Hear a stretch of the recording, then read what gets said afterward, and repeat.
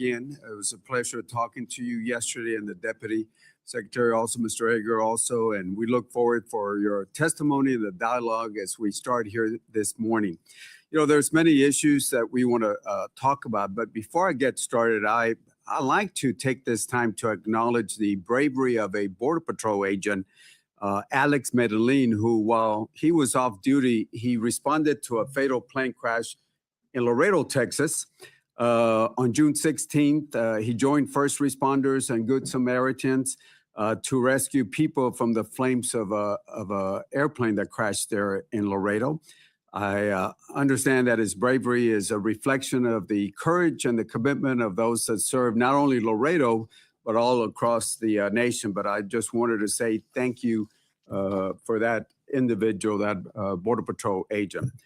As I move forward, we certainly want to look at hearings that we've had in the past. And I think it's, we know the work that Homeland does. It's critical to the national economic security, safeguarding physical and technological infrastructure and networks, encourage and making sure that we counter the foreign threats.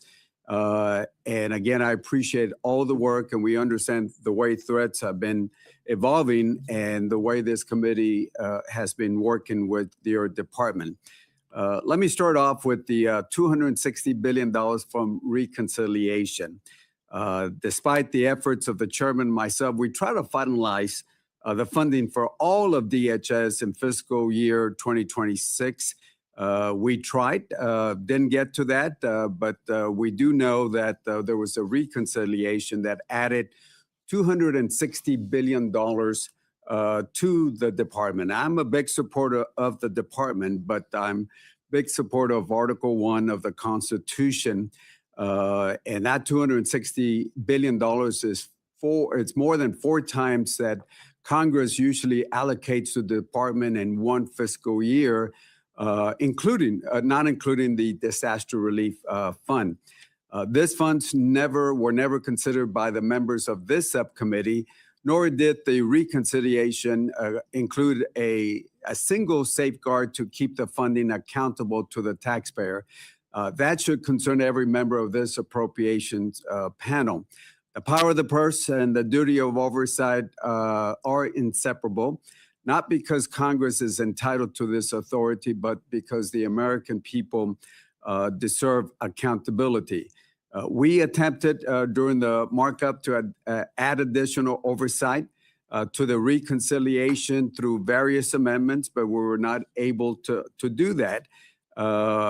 We did have a few of those amendments that were put in the chairman's mark, and I certainly want to thank the chairman for adding some of that. A lot of the language that we were trying to add have been there for many, many, many years, but were lost when the Border Patrol and the ICE removal were removed from the FY26. And I'm a big supporter of ICE, of Border Patrol, but I want to see those safeguards. And they've been common sense measures like reporting deaths in federal custodies, minimum standards for detention contracts, partnership agreements, and certainly protections, as we talked yesterday about the Riverland in my district. I do want to say that I am thankful to the chairman because he did reserve some of those protections in the chairman's mark, and I certainly want to say thank you for that. I believe in strong border security, but it's got to be more than fiscal barriers, especially to the border communities where we've had historical lows. I think the numbers have gone down by 96%, and I congratulate all of y'all. I did not support open borders, and I do not support open borders. But again, we got to have the right measures at the border. And keep in mind, the numbers went down without a single foot of border wall being constructed, without a single foot of border wall constructed. In my opinion, it's something that I've advocated for many years. You got to have repercussions at the border. You can't slap people on their hands and say, come into bienvenidos a los Estados Unidos. You got to have repercussions at the border. And then at the same time, you got to work with our neighbors, Mexico and other countries. And again, numbers went down. I believe that your numbers are 96% without a single foot of border wall. But again, we got to look at what's important, and technology, intelligence, well-trained personnel. I think we have reached 21,000, almost 21,500 Border Patrol agents, which I support, and I supported funding for our Border Patrol. But we got to include our communities when we talk about border securities. The right policies matter. And as I mentioned, repercussions at the border for anybody that enters the border, the United States illegally, we got to have those repercussions. The reality is the $260 billion that we added, it's going to run out. It's going to run out in 3 years. And when we talk about hiring, the 21,500 Border Patrol agents, and as you know, the reconciliation added 3,000 agents to this, but at the end of this, we got to annualize their salaries. So again, we got a lot of issues that we certainly want to look at, and I look forward to asking some of the questions of Mr. Secretary. It's always a pleasure seeing you again, and the Assistant Secretary. Look forward to working with both of y'all. With that, I yield back the balance of my time. Thank you, Mr. Cuellar. So I'm going to go to you now for questions. Shall I deduct a minute 44 from your questioning? No, sir. You should add an additional minute and a half. Thank you for your advice. I want to let the committee members know that we had a couple of ways to go with this. And so I thought it would be, especially with what's going on or not going on the floor, or that we don't know for sure what's going on the floor. We're not going to do 2 rounds of questioning, but Mr. Guest, would you like to come grab your seat? Or are you sitting by the door for reasons the rest of us should know about? If there's a problem, we'd like to go too, but anyhow. So we're going to do 1 round of 8 minutes per person to allow you, since it's been over a year, to allow everybody to have a good shot at having a discussion with the secretary, but that's it, 1 of 8. And so, and I am going to attempt to be fairly disciplined about the 8 minutes. But with that said, we're going to turn right around. Oh, yeah, that's right. Mr. Secretary, would you like to do an opening statement? Well, for the sake of time, and I think you're pushing pretty quick to get in and out, I will do what you did and waive opening statement. I think the ranking member is going to ask me the questions that he talked about, so I'd be happy to address all those. I wrote them down here and discuss them, and I can discuss them to the open market or opening, or if it's part of your questions, I'll just defer to you when you ask the questions, because there's several of them here I want to address. As you can see, the secretary's training as a member of the House of Representatives is still strong in his ethos. Well, I think it's part of the Senate that taught me best, but I'm kidding. Well, okay, those 8 minute questions. I was moving first. That's right. So with that, we're going to start with questions. I don't see Ms. DeLauro here yet for her opening statement. So Mr. Cuellar, the floor is yours for 8 minutes for questions of the secretary. Yeah, thank you, sir. Again, on the oversight provisions that we've had, detention, all that we had.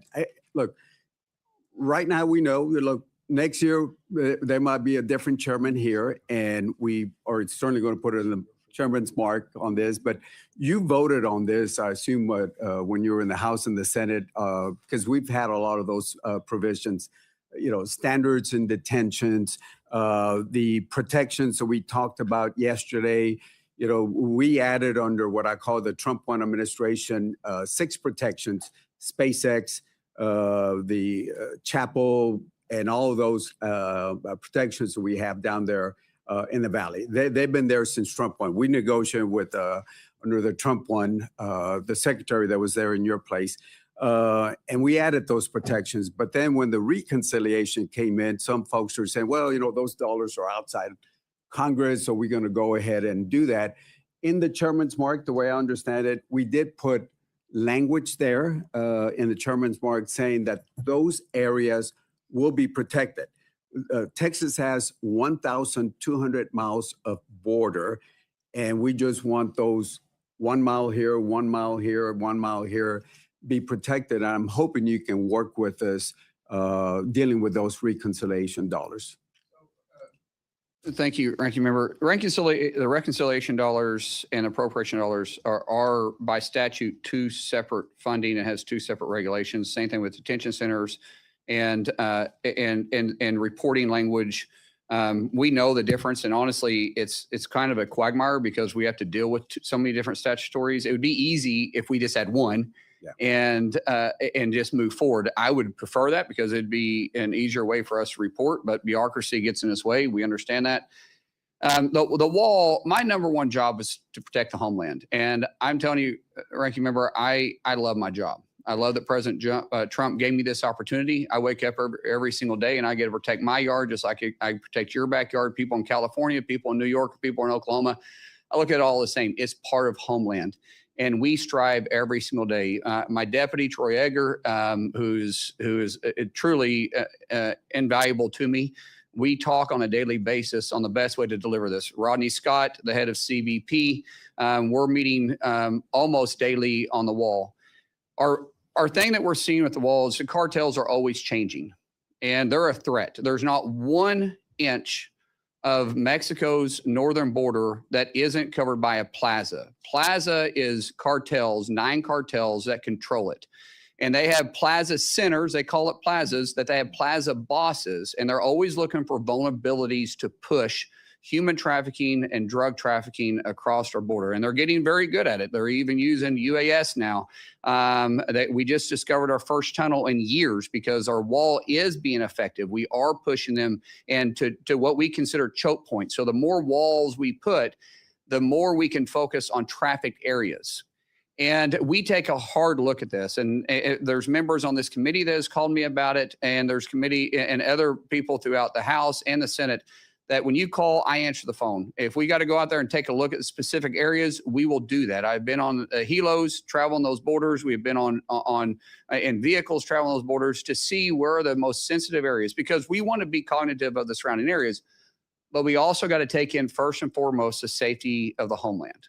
And those are always something that we take in consideration when we're looking for any type of corridor. Yes, sir. And I'm with you. I live there. I don't just go visit the border. Yes, sir. And I would love to have you go down to Laredo. And if you would allow me, we'll find a time to go visit.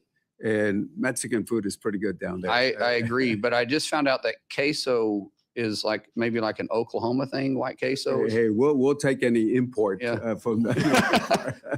But I love to have you down there if you make the time, and we'll invite the chairman down there. Sir, I'll do it. We can do it as a committee with the chair, with however we want to do it. I'll absolutely do that. Yeah, and look, and let me just talk about a couple of things on the border. And again, I'm with you on security on the border.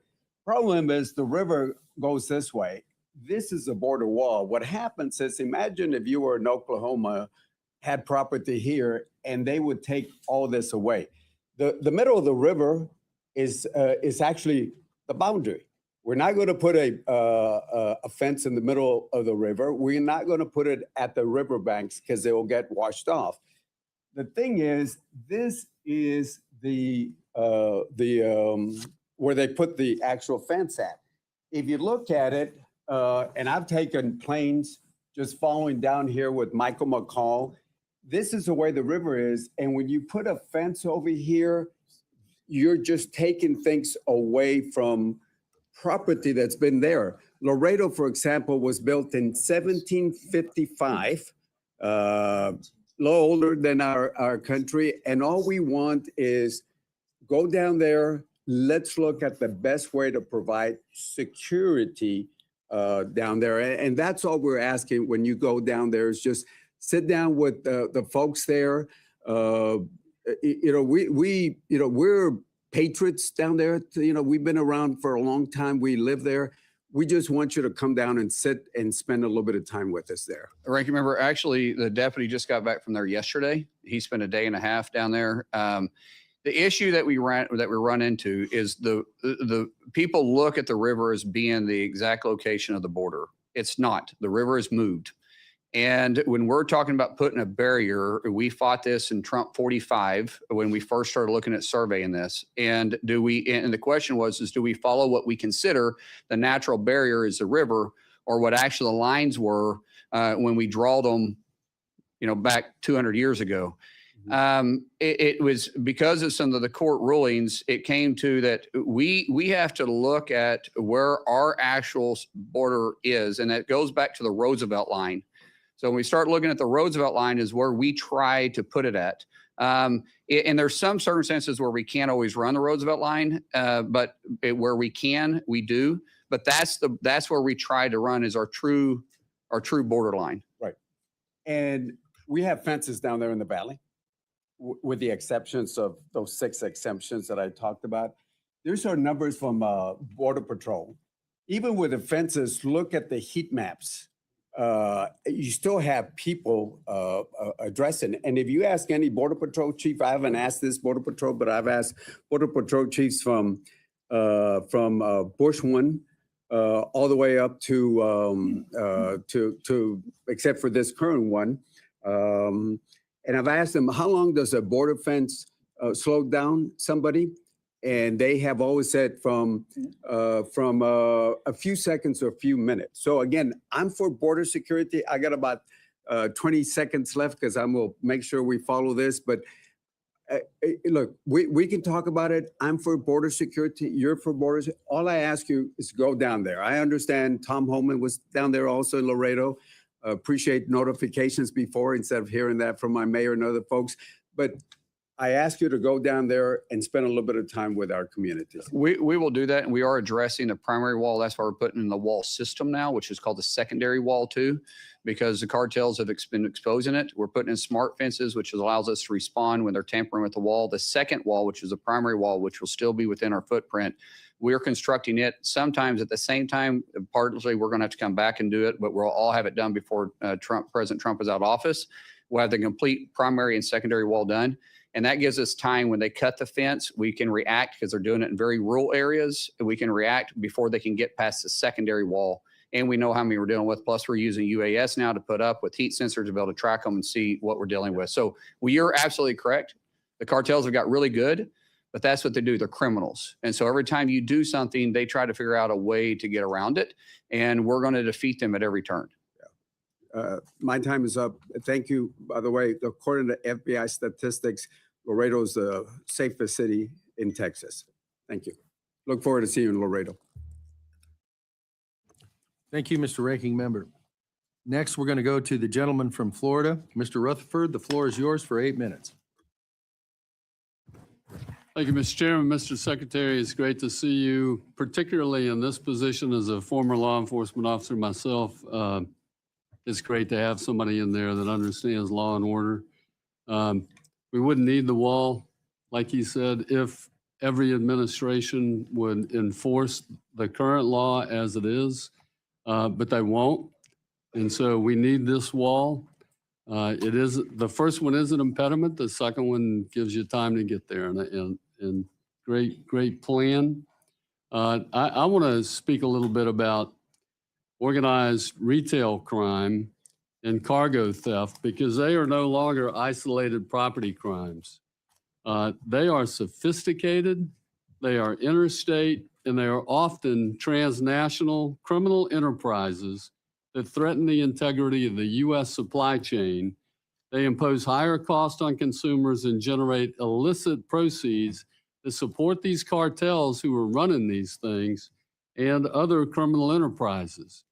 I would also mention that these are the non-domicile CDL drivers that are killing our American public out on our roadways because they don't know how to drive.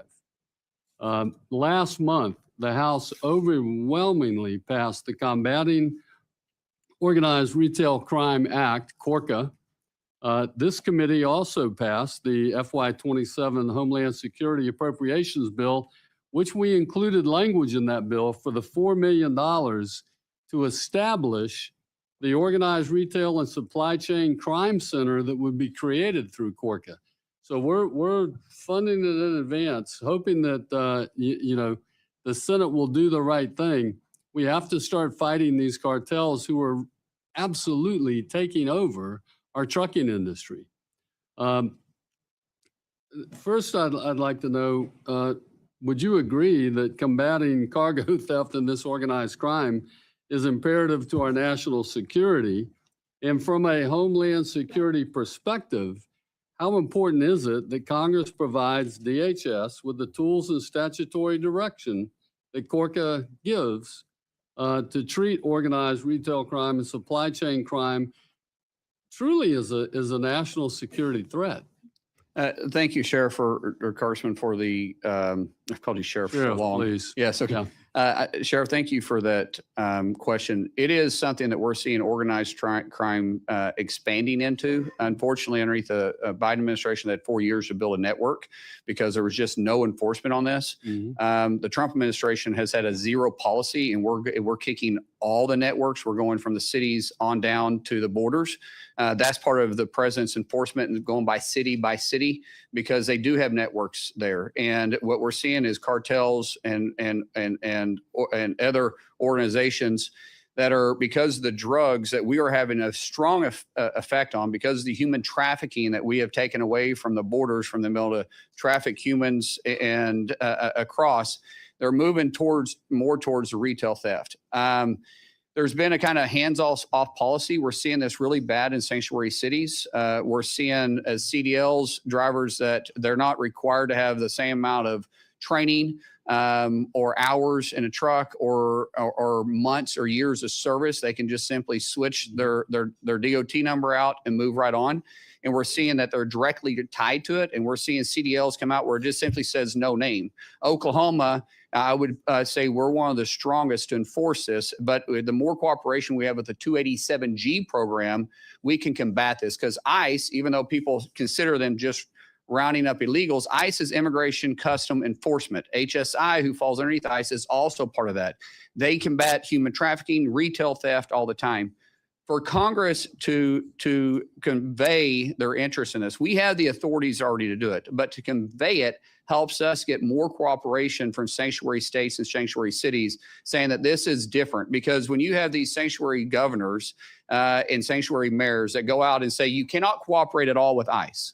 Right. What they're doing is at the same time saying you can't cooperate not just with immigration, but with other investigations that ICE does, which is much more than that. And so it really handcuffs us from being able to do it. So what we're doing is we're hitting all the red states, we're hitting the blue states that will cooperate with us, but we're just pushing them then into these high sanctuary cities, which is why you're seeing retail leave on a constant basis, which is not good for the economy. It's not good for anybody to do that. So the more you guys can help us and convey your interest, especially, this should be a bipartisan issue. This be something that no one is looking at this as a blue or red issue. This is across the state, because when we lose a pharmacy, or you lose a grocery store, or you lose a mom and pop shop, or you lose a jewelry store because they're getting robbed to death, literally, and no one's enforcing it, that's not good for anybody. That affects all your all's constituents. I almost said all of ours, but I guess they're all your guys' constituents now.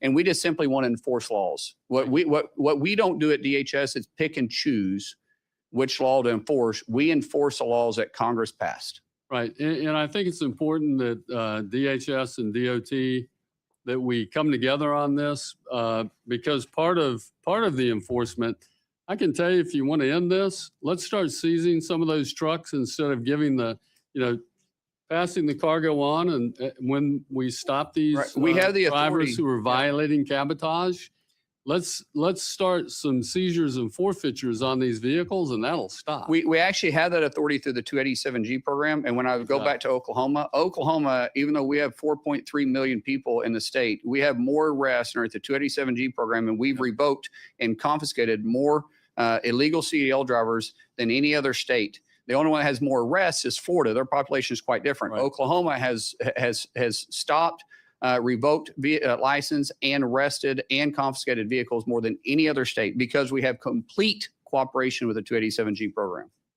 I'm glad you brought up 287G, because that leads right into my next issue.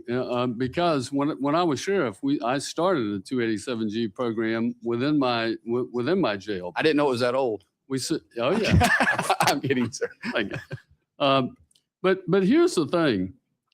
We've made significant investments in the program, and I want to say thank you. You all have done so much in expanding the 287G program across the country. I think there's now over 2,000 state and local agencies involved in the program. That's phenomenal. So can you talk a little bit about that and how important that is? I can tell you the former ICE chief who retired told me in the hearing, it's the best thing since sliced bread. And we can't get these darn sanctuary cities and states to participate in this program. And I like your idea, Mr. Secretary. We need to find a way to hold them accountable. Yeah, so the 287G has been super successful for us. One of the things that I want to kind of tie back to, because again, that's allowing us to have the partnerships with all the sheriff organizations. The Secretary has been very focused on recovering UACs, children that made it across the border, 450,000.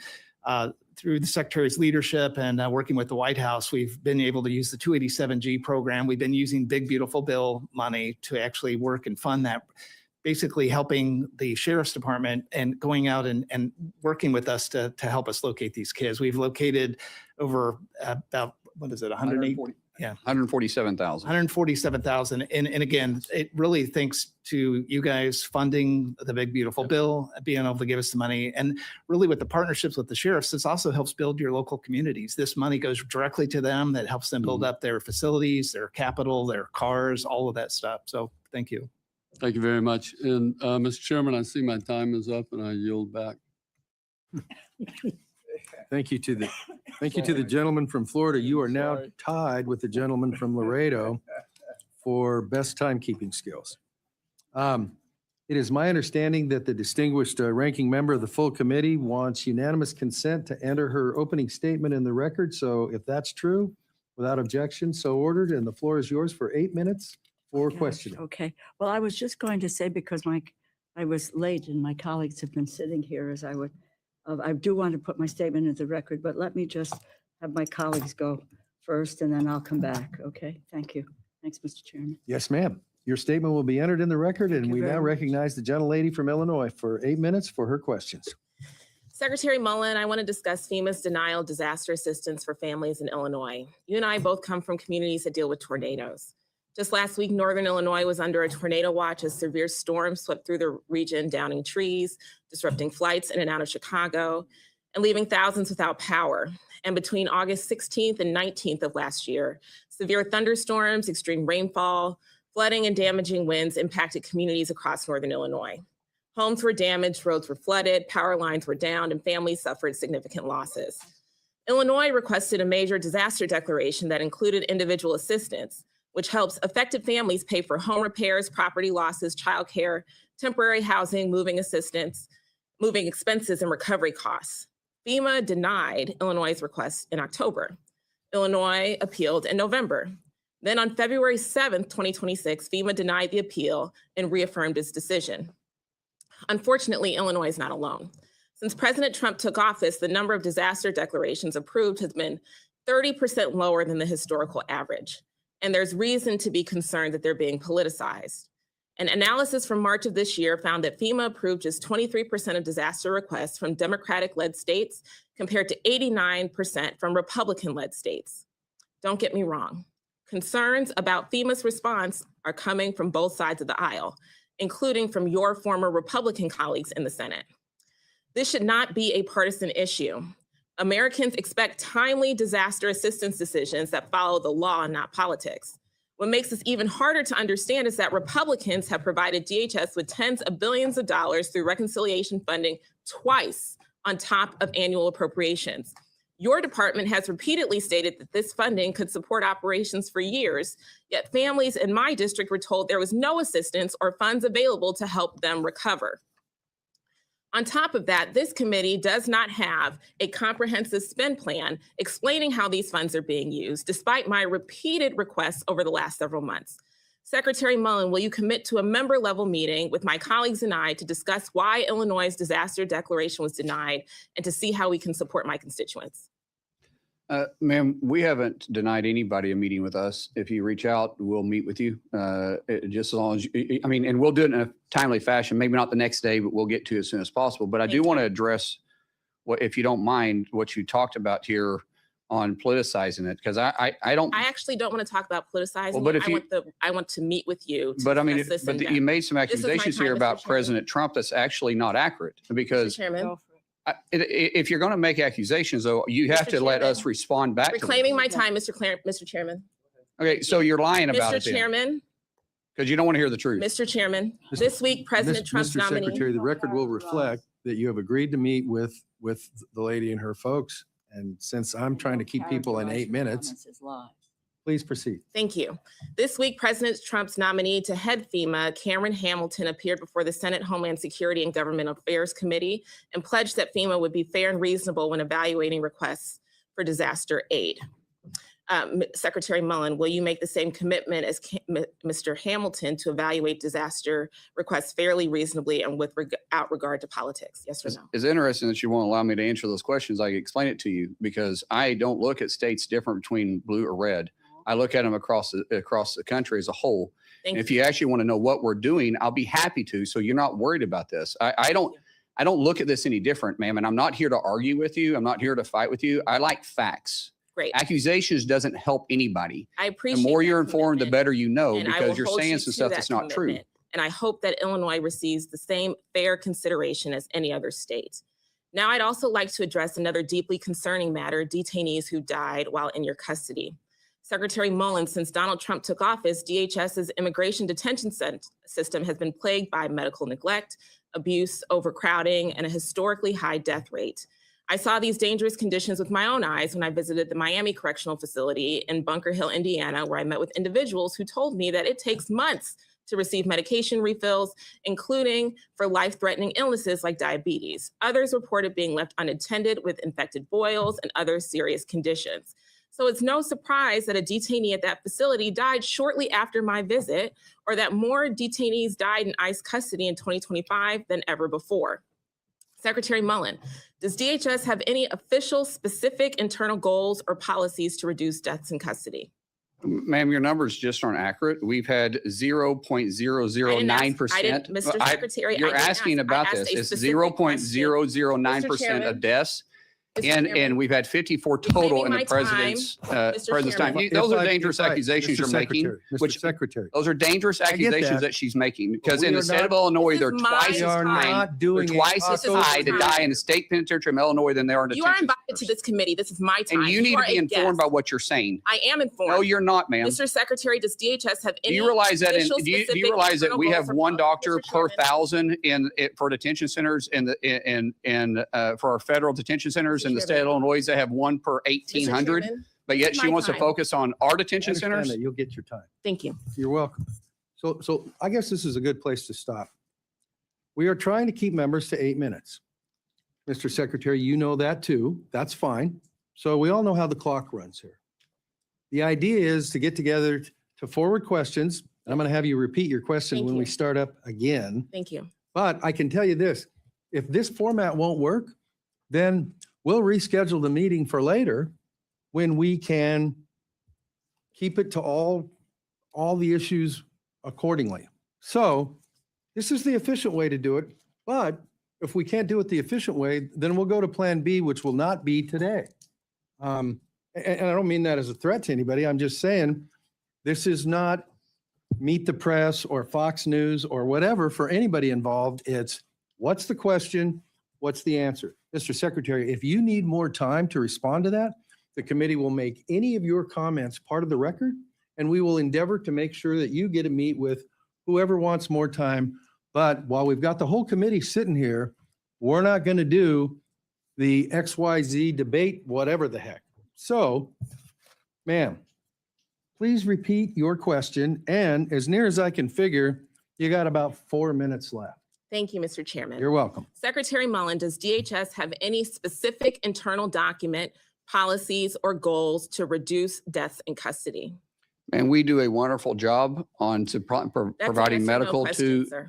we're doing a wonderful job Okay. at it. We have Is it your testimony that 0.009% you do of not deaths in know our whether prison, the department that you lead which is a has lot better than the state of policy? Illinois. Is it your testimony that you do not know whether or not the department that you lead has a policy to reduce deaths in custody? No, I did not say that, ma'am. We, You didn't we, answer my question. yes, I did. You're Okay. making accusations Okay. and you're not even I'll looking take at your that own as a state. no. You have no policy or plan to reduce deaths in custody. That's not Now, true. 2 months ago, I asked ICE. Our medical staff acting does a director Todd phenomenal Lyons job. In the fact, same every question. detainee sees a doctor said or that- a nurse with every 2 weeks. I reclaim my time. Okay, ask your next question. Okay. 2 months ago, I asked ICE Director Todd Lyons the same question. He said that ICE, quote, hopes that there will be no deaths in custody, but admitted that the agency had no actual policy in place to prevent them.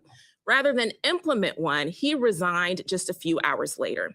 Secretary, since that hearing, 3 more people have died in ICE's custody, and those are the only deaths that we know about based on your agency's public reporting. So, Mr. Chairman, I would like to request unanimous consent to enter into the record a report that came out today from Human Rights Watch and Physicians for Human Rights titled Dying in Detention, Rising Deaths in an Expanding U.S. Immigration Detention System.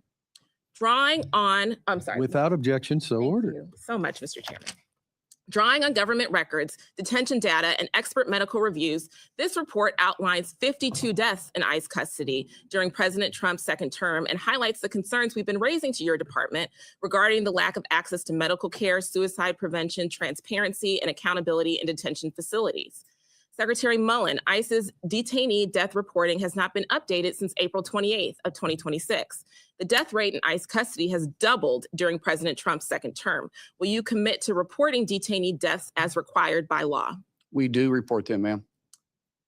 No one, So is it your I don't know. testimony then We that there is report these. no- What you're talking about is what Congress has asked us to do, which we're not required to do, is report the deaths after they're released. That no. doesn't make any sense. They're not Okay, under our Mr. watch at that Secretary, point. If is they it your die in our testimony that release, you are we is it your report them. testimony that there have been no deaths since April 28th? I didn't say that. Okay, so are you going to commit to complying with the required reporting requirement? And we were shut down for Okay, 115 days under this reclaiming my department. time. So I don't know what Secretary. we just now reopened. So I don't know what reports Mr. you want us to Chairman, do I when don't you know weren't what willing to saying, Mr. fund us. Chairman. You want the reports, but you don't want to fund us? That Secretary's makes no belligerent sense. here and has been taking up my time. What's your next question? My next comment is that the ICE. No, there's no director- questions. It's just comments. No, I had a question. He didn't answer my question. And so. So the record will reflect that. What's your next question? Yes, sir. There is a policy of reviewing and publicly reporting deaths that occur within 30 days of a detainee's release from custody.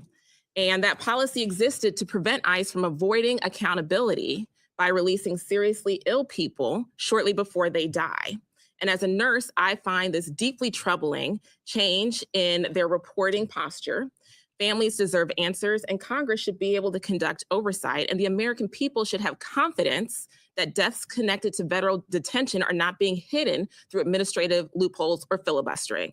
Transparency is not optional. There are laws and reporting requirements, and if this administration is unwilling to account for what happens to people in its custody, then it's Congress's role to question whether it deserves more authority, more detention capacity, or any additional cent from the American people. Mr. Chairman, thank you for letting me finish my comments, and I yield back. Thank you. You have been much more timely than a couple of your predecessors on either side of the aisle, and I appreciate that. Mr. Shreve, you were here first.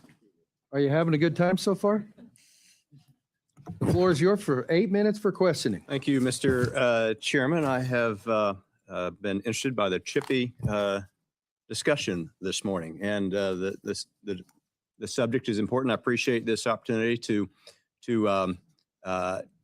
put some questions to our secretary. Mr. Secretary, thank you for being with us.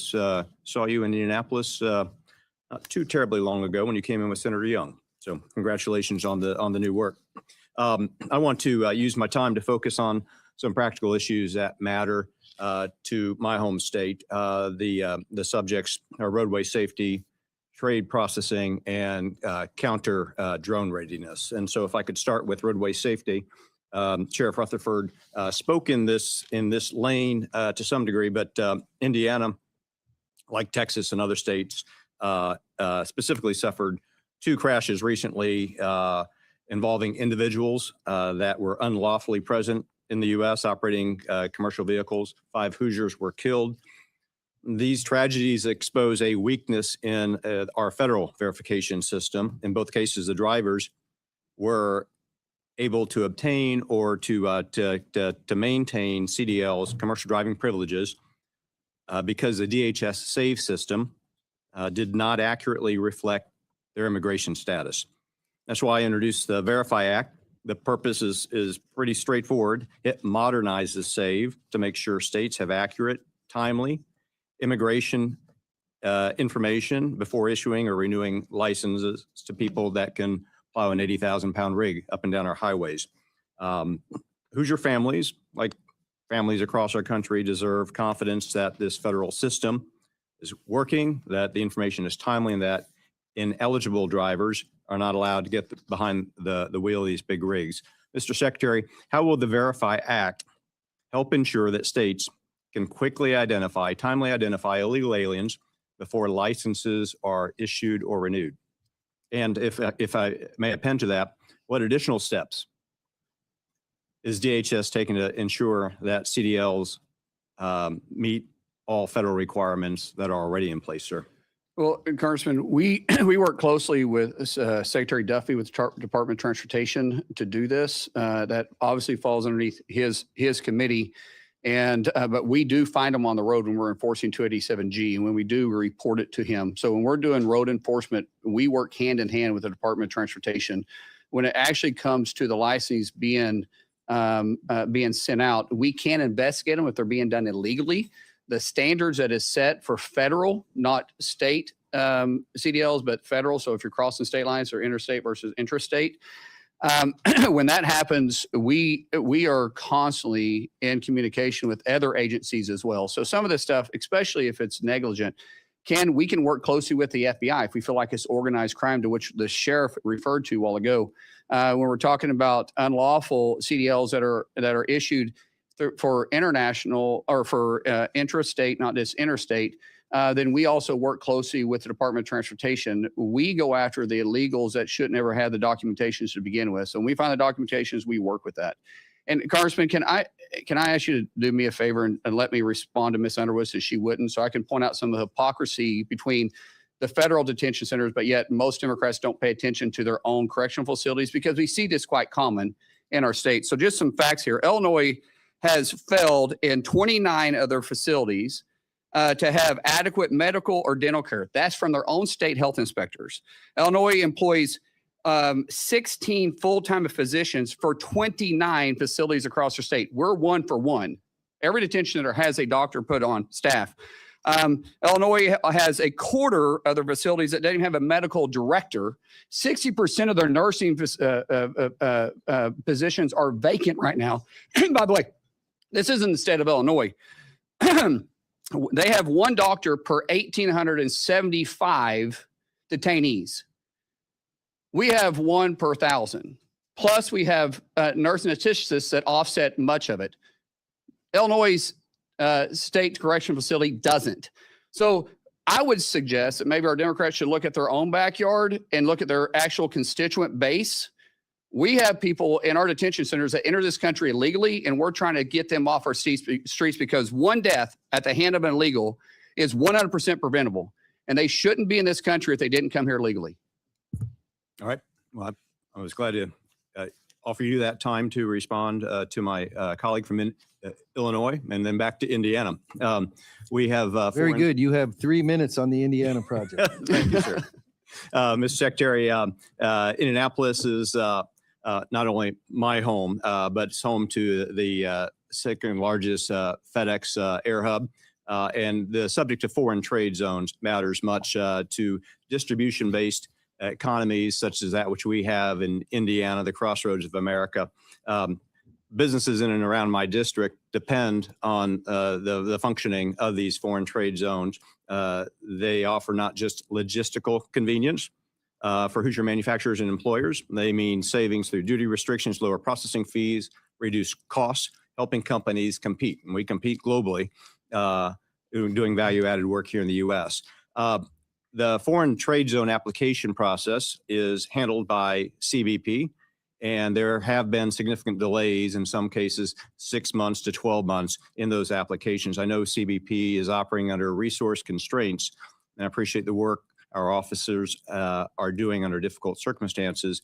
The fiscal year 27 House Mark includes important investments in CBP that may enable, excuse me, sure, modernization in the automated commercial environment improvements. What resources could CBP benefit from to ensure that companies in Indiana and beyond can take full advantage of these foreign trade zone programs quickly and efficiently? Consistent funding is the most important thing we can have, which is what Reconciliation 2.0 does. It gives us 3 years of full funding, so we can't allow some of the radical that serves in our chambers to play games with our custom border protection. When we talk about having funding that's been shut down 4 times over the last fiscal year, the last time was 115 days, it makes it very difficult for us to deploy new technology, more techniques, and it's very hard to hire when you're shut down and no one's getting paid. It's very, very difficult. Having consistent funding, we have the men and women inside all DHS, but especially through CBP, that can do their job, and they're experts at it. We have new technology that we're constantly wanting to deploy. I will say, because of the Republicans in both chambers passing Reconciliation 2.0, which President Trump's initiative, we're going to be able to have new technology to keep these trade zones operate and keep our economy moving forward, which right now, because of President Trump, he constantly says it. We were a dead country. Now we're a thriving country. We're the hottest country in the world because people want to do business inside the United States, and we need to be effective and efficient on bringing products in and out of this country. I appreciate the Secretary's commitment.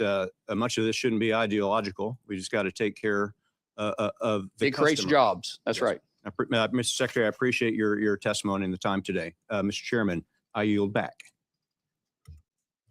To my colleague from the Hoosier State, thank you for winning the Timekeeper Award for today, and your first place position is probably pretty strong. I'm just guessing. To the gentleman from Hawaii, whose name is not King, but Case, Mr. Case, the floor is yours. Thank you so much, Mr. Cuellar. I appreciate that. I see that your time has expired. You get an extra 8 minutes on. Mr. Secretary, I want to return to a point that Mr. Cuellar for real made in his opening statement, which comes down to this basic point. We've thrown a heck of a lot of money at Homeland Security in the last few years. We started with a base budget for Homeland Security of $62 billion in FY 2025. Of course, for FY 2026, we had the exclusion of ICE and CBP at $48 billion, back to $65 billion in FY 27 as passed out by this committee over the objections of all Democrats. But most directly, $191 billion in reconciliation in 25 and another 70 in 26. For a total of $261 billion. Now, granted, that's spread out over a number of years, but the committee's concern, and I think this goes to all members of the committee, is really a failure to itemize where that reconciliation money is actually going. It's been very, very slow in all departments for us to get information on the reconciliation money. And so I'm just wanting to understand what information the department has provided to the committees of jurisdiction, both funding and authorization, on your actual utilization of the reconciliation monies. And, I asked that in the 2 tranches. First of all, the 191 billion. Do we have the information from you we need now to know where you're spending that money? And then the 70 billion as well, which is more recent, granted, but we still need that information to make budget decisions.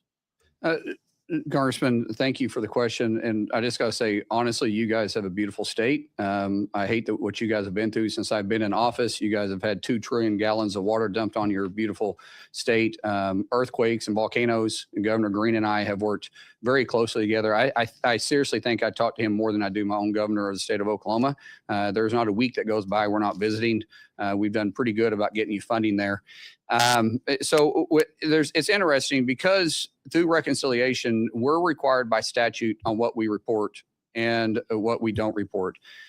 Because we had to go through reconciliation to get funded, and it shouldn't have been that way. I would have loved to have done it through regular order because we had some substantive changes that was in the first bill that we brought up, but because we started playing politics with it, and I'm sure that wasn't you, but there was politics that's played with it because there's no excuse for not funding ICE and CBP. There's reconciliation issues that on the statute side of it, but we are trying to be as transparent with all the dollars that we spend. There's nothing that we don't want to share. We have nothing to hide. I tell all of our employees, we do stuff here. I don't do anything under the table. I understand that we were way behind on reporting from the previous secretary. We're trying to catch up on all the letters that was sent. We're trying to catch up on all the requests that was sent and some of the stuff that we're behind. We're not there yet, but I can tell you, I'll let the deputy talk about this. His office and the undersecretary's office, once it gets filled, works on this nonstop. So the short answer is we, especially for the 191 billion, we have all the detail that's required. I did see letters coming through from this committee asking for this information. Of the 191, there's approximately 124 billion that we've actually apportioned, worked with OMB going through, and we've committed or obligated about 66 billion at this point. And has that information been made available to us? It will be made available. There's the reporting process that and like the secretary said, with the delay, we've had a lot of challenges with the back office with all the delays with the shutdowns, but we'll be getting everything updated. And then within the department, we absolutely track this very carefully. Okay, and what about the 70 billion? Is that not due to us yet? The 70 billion obviously passed fairly recently. All the department or the two areas, ICE and CBP, are putting together their spend plans, working with OMB to get the apportionments. And once the apportionments are in place, we'll start working through the obligations that'll follow the same path that we're going through right now with the 190 billion. Okay. One of the concerns with the 70 billion as we went through that debate was that 5 billion of that 70 billion was allocated to the secretary's office unspecified. First of all, do you agree with that? I just want to make sure we're on the same page. And second, what exactly are the plans for the secretary to have 5 billion to spend at his discretion? Yeah, the 5 billion is very similar to what you saw in the 190 billion OSUM fund that we had out there for the secretary. And it's really kind of broken up into kind of two categories between the judicial or stuff that's done non-immigration and the 2.5 that would be potentially stuff that we could do to augment stuff. And the example that I would say the secretary has been very focused on is counter UAS. So this type of money outside of a program of record allows the secretary the flexibility to whether, where we're only spending $40 to $60 million a year, he can go all in, set up a task force and put in, up to probably 500 to 600 million at his discretion. And we're also doing 3.5 billion is going to ice cutters. We had one ice cutter. President Trump's initiative is get us up to actually get to 50, but we're doing 11. We're buying some of that through section 90007, which is the secretary's fund, replenishing some of it with the 5 billion out of this reconciliation 2.0. This is also the way we're able to keep CBP and ICE operating during the 115-day shutdown.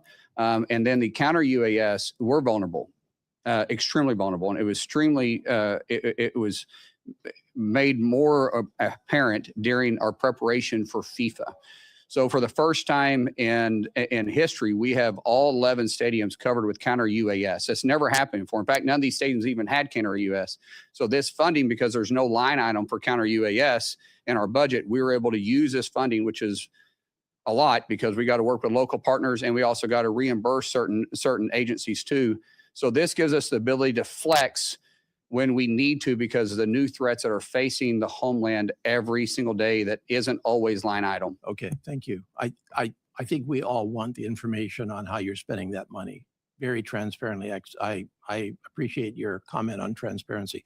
And by the way, I don't want to let your comment on FEMA's help to Hawaii go undiscussed. We have, in fact, had major challenges, and FEMA has been very, very good. And in prior hearings with your predecessor, I commented in particular that what appeared to be a vendetta against FEMA was completely uncalled for, given what FEMA has actually done for Hawaii on the ground with 3 straight disasters in the last couple of years. So appreciate your partnership on that. Governor Green has been very helpful in this. because the way he reports to us when some governors don't, his accountability, what he says, what he gets reports in on a timely manner, the way he communicates Right. is the key to getting this done. I'm texting him as we speak to say that you're saying nice things about him. So No, don't say it. Don't publish it. I hope that doesn't on. Yeah, well, this is published.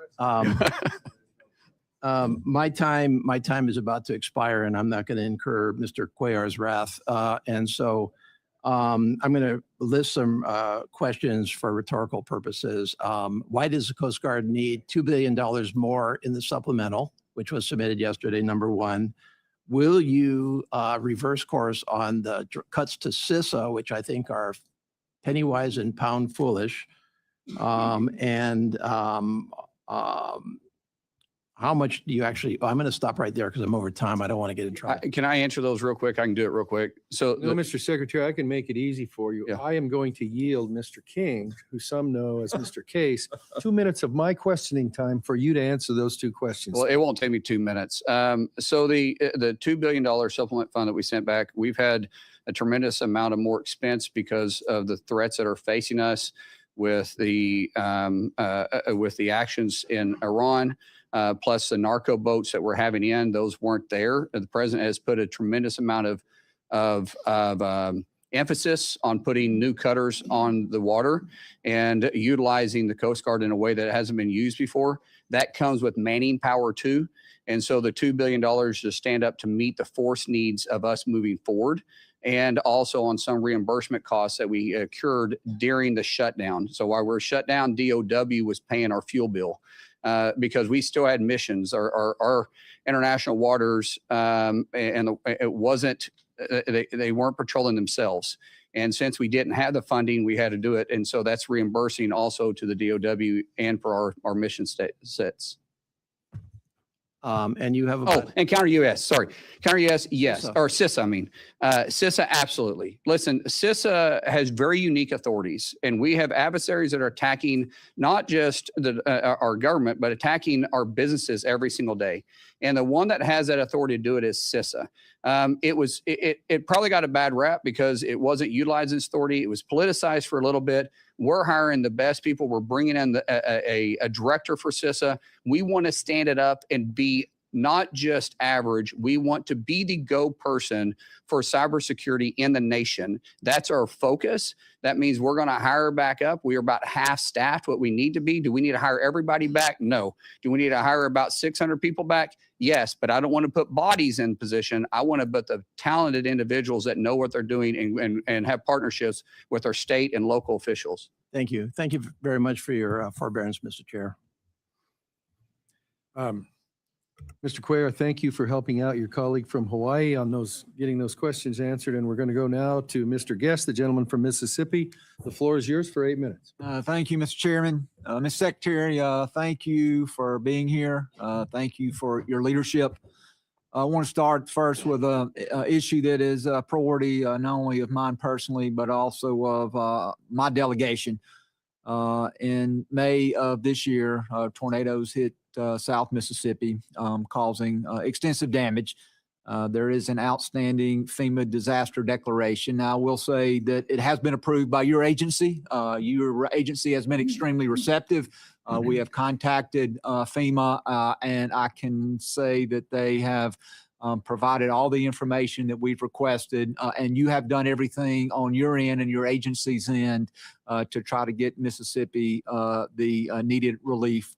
At this point, we are still waiting on that to be signed off by the White House. And so my request to you, Mr. Secretary, is if you would please press the White House to review the outstanding request for assistance because it is something that is extremely important to my home state of Mississippi. Ms. Secretary, thank you for the work that you've done in securing the World Cup. I know that we are now 2 weeks in, and it appears that the World Cup has been a great success for America. I have enjoyed watching videos of fans from across the world come to some of the 11 host cities across the country.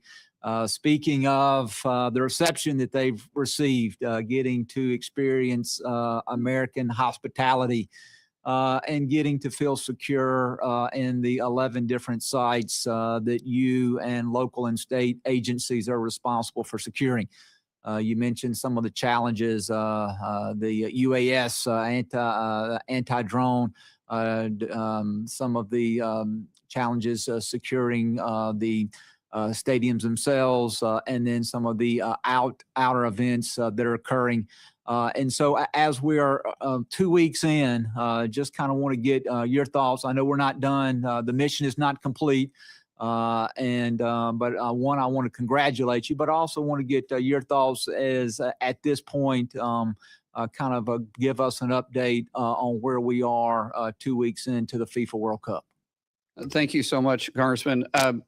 First, real quick on the disaster, the president's well aware of Mississippi. Him and I, actually, he was texting me while the governor was texting me. Cindy Hyde-Smith was in the vehicle with him, and we were working together. I turned around and called the president. The president said, make sure they get the disaster released or the disaster declaration over to me. We'll start working on it. We're waiting on preliminary numbers to come in that the governor knows about. When he sends us to us, he'll go straight to the president, get to the president's desk, and we'll put in. But they're still assessing the damage there, which was horrific. The discussing FIFA, thank you. DHS has done a phenomenal job, and keep in mind, we're shut down through the majority of this, trying to stand this up. We have 78 Super Bowls in 11 cities in 38 days. Plus, we're assisting 13 games in Monterrey, Mexico, and Mexico City. So we've been spread thin. We couldn't do it without our private partnership and public partnership in our state. This hopefully can show that DHS with CBP, with ICE, with TSA, with the FBI, we can work together and have a good working relationship. We were looking all together for enforcing laws and making sure that we're safe. So when we're working in New Jersey or we're working in New York or we're working in Seattle or we're working in LA, we're working flawlessly together. And hopefully we can do that to enforce other nations' laws too, because we've had no serious major incident. Now, there's a lot of fans that go around. Things happen.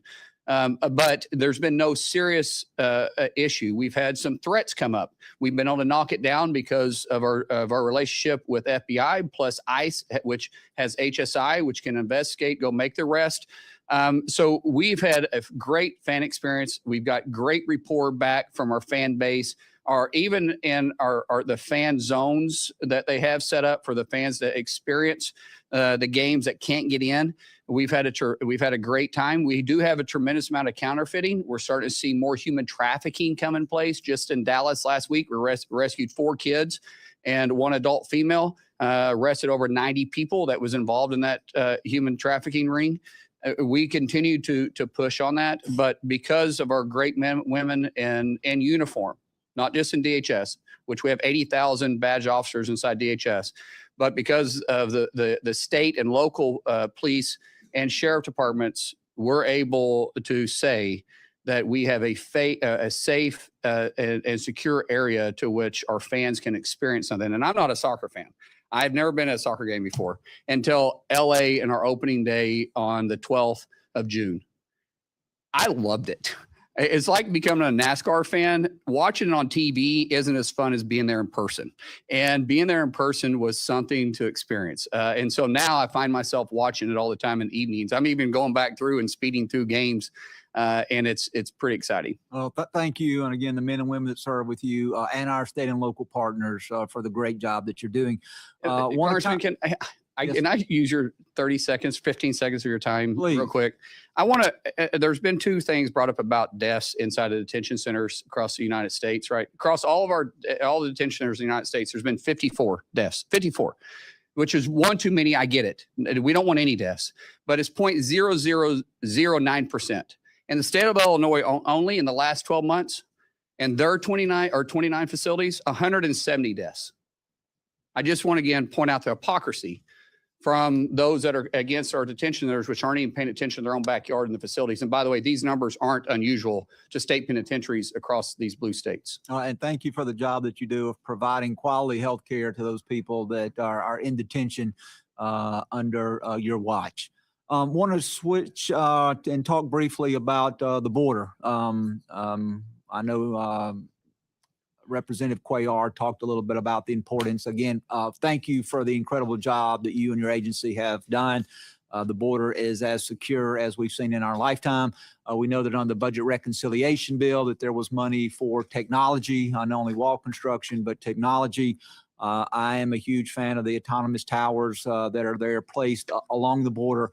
I believe that they serve as a force multiplier, that they allow agents to then perform other missions until they are notified of suspected breaches there along the border. I know that there was a first tranche of money that came out. There's scheduled to be a second awarding or second tranche of money for border security technology.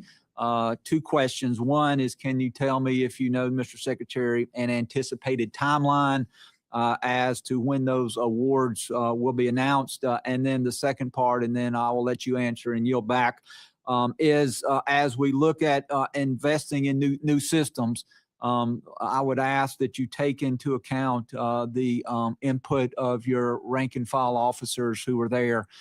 Too many times it seems like that systems have been purchased, not just within DHS, but across the government, that don't necessarily advance the overall mission of the agency. We don't seek the input of those people who are there going to be operating the systems. And so I know I'm about over, but I wanted to give you a chance to answer those two questions before I yield back. Absolutely. The technology we put in place is technology of today. We don't want technology that we bought last year and it's outdated by the time it gets put in place. So the AI is a game changer. It is a force multiplier. These autonomous towers do allow us to have capabilities that we didn't have in the past, but they've also changed since we first deployed them last year.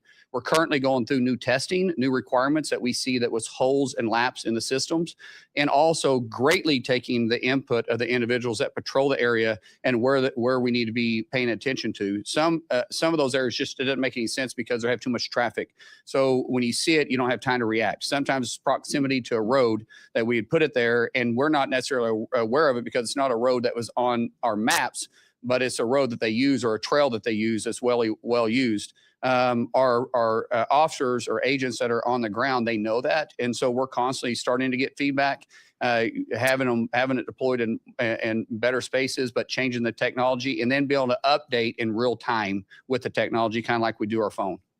Thank you, Mr. Chairman. I apologize for being over time and I yield back. Apology accepted. The gentlelady from El Paso, the floor is yours for 8 minutes for questions. Thank you, Mr. Chairman. Mr. Secretary, Mr. Deputy Secretary, welcome. I am going to begin with the positive. First and foremost, thank you so much for the time you made for me and my team recently. It was a really great meeting, and I so appreciated your openness to hearing me out and hearing out the concerns that I brought to you. I also want to thank you because ICE Acting Director David Venturella came to El Paso and he exhibited the same openness.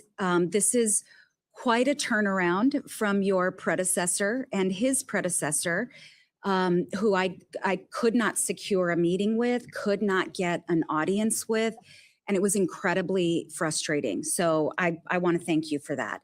I also want to thank you. GSA just announced this week that the top 3 bidders for the Bridge of the Americas modernization project have been selected. And as you know, my community has gone through a multi-year process around the modernization efforts. The vast majority of El Pasoans who participated in the process said, let's remove commercial traffic from the center of our city and let's move it to our other ports of entry that have capacity. And you've upheld that decision that had heavy input from CBP and the community. So it's great to see the progress, and I want to thank you for your support of that as well.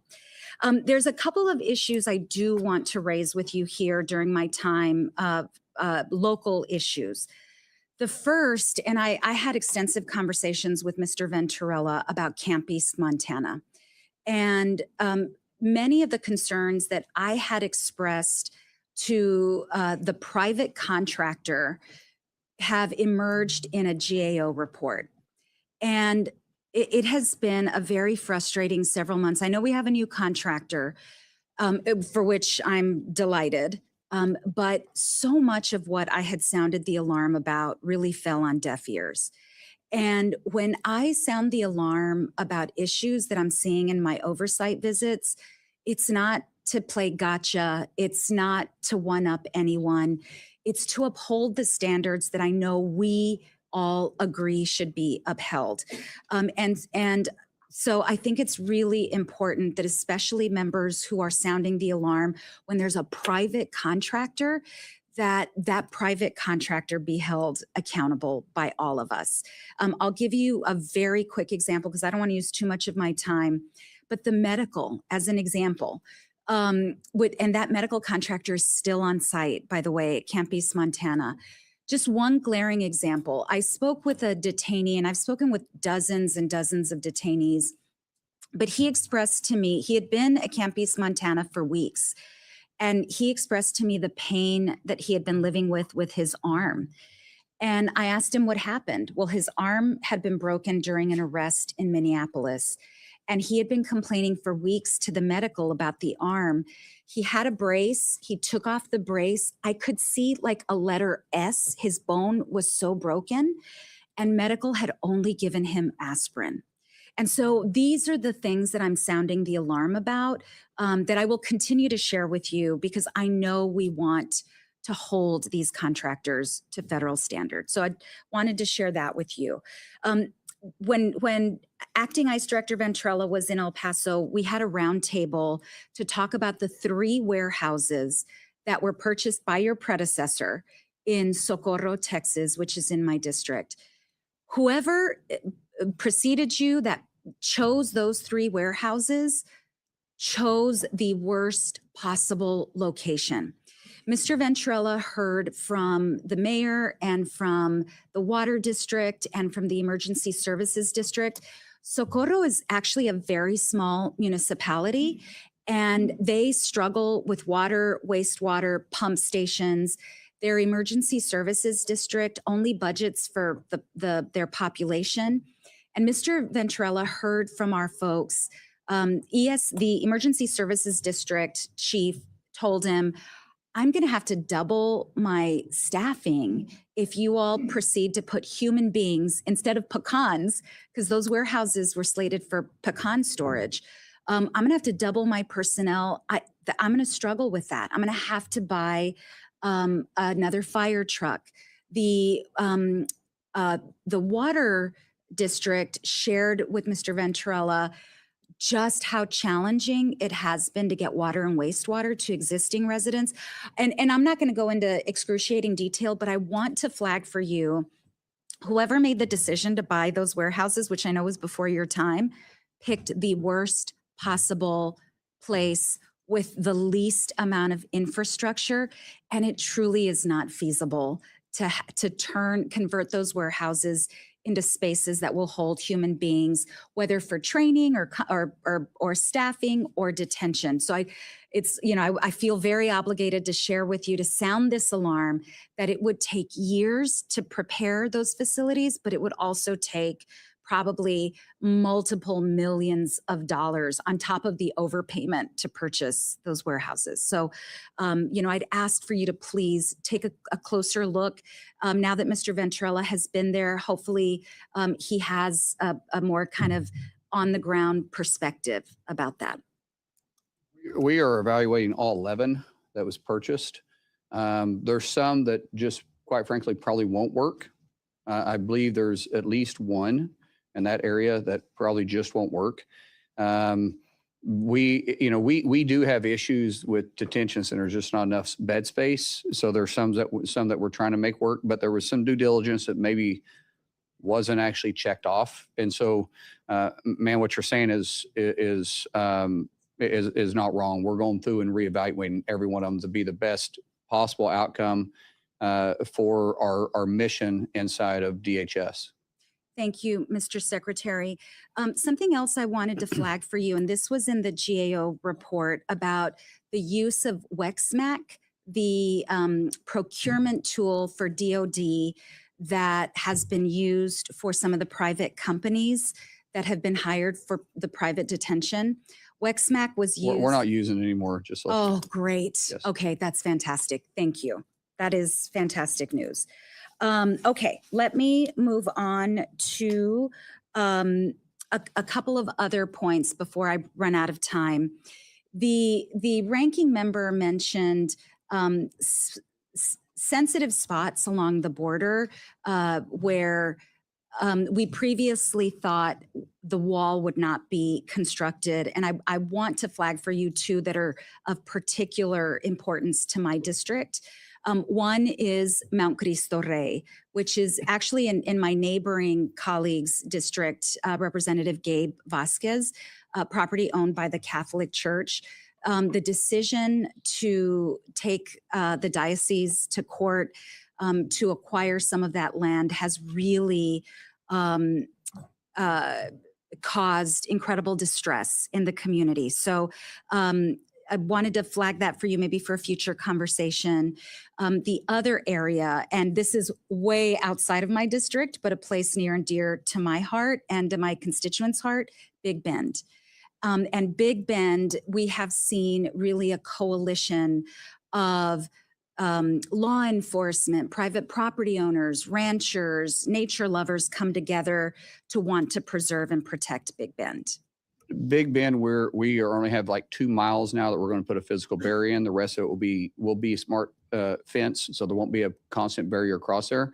We're having to do it in the high traffic areas. We do study the high traffic areas, and so we've got that problem resolved. As far as the site which you're discussing, we have already worked on this. We have a gate that's going to be available for those that are trying to come in from Mexico side to be able to make the pillage to the site. The site itself will not be disrupted where the wall is going to be at. I forget how far off, but it's quite a ways off from where the wall is actually being constructed. I don't have the exact footage, but it's not close. I mean, you're going to be able to see it, but it's not going to be close. But we're working with that sensitive area the best we can, but we can't leave it open because it is a high traffic area. It is a visited site. So we do have to control the flow coming in and out. So there's not criminal activity taking place at the same time. But we've worked closely with the senators in the area. We have been out there, visited the site, and it was one of the first areas that we had to work through other than Big Bend to come up with a second solution for it. Thank you. It's not perfect, but it is manageable. I would like to connect with your team just to get more specifics. Absolutely. If you don't mind. Absolutely. And Reach I know out I'm to us. way over time. I have other questions, but we will follow up. Thank you, Mr. Secretary. Thank you, Mr. Chairman. Yes, ma'am. Gentleman from Arizona, Mr. Siscomani, the floor is yours for 8 minutes. Thank you, Mr. Chairman, and thank you, Secretary, for being here. Both you and Deputy Secretary. I haven't seen you in the workout for a while. I was hoping you weren't going to bring that up Yes. today. It shows too, by the way. It shows. Okay, I will take that as a compliment. This is Mr. Siscomani, you now have 16 minutes to pick up. yes, I will happily take those 16 minutes and go home and cry afterwards. But thank you, Mr. Secretary, for being here, and thank you for the workouts that I've apparently been skipping. I'm very proud to support the men and women that serve along with you in this important department and all that you do and to keep our country safe. And especially during such a difficult time that the mess that we inherited, that you inherited in terms of the open border of the previous administration, only to come in and shortly after that face a shutdown, the longest shutdown in U.S. history, first of the entire government, and then, of course, of just your department alone, and then just specific areas of your department. It seemed like the battle wasn't going to end. So I do want to commend you for that. I want to also the members of this committee and the entire House that kept voting to fund the department as we should have. And unfortunately, not everybody did, but I'm happy that we've gotten through that, and we hope never to have to do that again. You have a very important mission.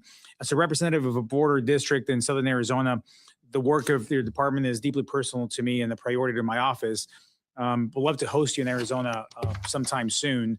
And there's there's some gyms there that I think you may enjoy there as well. But I want to start off with one question. It's going to be more of a broader one. And I want to go then a little more into specifics of Arizona. But the first one that really kept me up at night for 2 years and still does to a great extent is the children that were lost throughout this entire 4-year open border policy of the Biden administration. Can you give me an update on that? Where are we on the numbers? What have we found? Just give me some information on that. This is probably one of the most disgusting and disturbing things that we've dealt with. I dealt with some trafficking, child trafficking when I first got into Congress in 2013. And I actually stepped away from it because at some point it just starts wearing on you and it's time to just kind of pass the baton because you get really jaded over it. When we stepped in here, we had 450,000 kids missing. 450,000 kids that were given to sponsors that weren't vetted. No home checks. No one was going by to see if they're where they're supposed to be, not even knowing if they're in their same state, not even to see if the sponsor was who they were at all. We've recovered 147,000, and all of them didn't have to be recovered. I'm not saying all of them had recovered. Some of them were where they were supposed to be. They were with a family member, and they appeared to be doing okay. But we've had some horrific cases. There's one that's kind of been out in the media a little bit where there's a ring of several adults that were keeping kids in an underground bunker in a dungeon. And the most horrific things that I pray to God that you guys don't have to see because it permanently changes you. The stuff that these adults put kids as young as 2 to as old as 12 through, you can't make a horror story that bad. We've had some young ladies that we have rescued that reports, and these aren't young ladies, these are girls, being raped 600 to 700 times, being locked in a hotel room and having to service 15 to 20 men. These are girls. And I hate to use the word service, but I don't know what other you can use. They were being raped 15 to 20 times a day, day after day after day after day after day. They didn't get holidays off. They didn't get nights off. They didn't work 8 to 5. They didn't work, Monday through Friday. They were locked in the room and highly drugged, and one male at a time, disgusting individuals coming in and raping these individuals. It is our mission. We've stood up and standing up even a bigger task force within DHS to go and find all 450,000 kids. It is my biggest passion that I have. And it should have, let me explain this too. Almost used a bad word there. What frustrates me the most is that this was preventable. And no one can argue that. This was 100% preventable. And we have perpetrators that are doing the most horrific things to kids. And as a father to 6,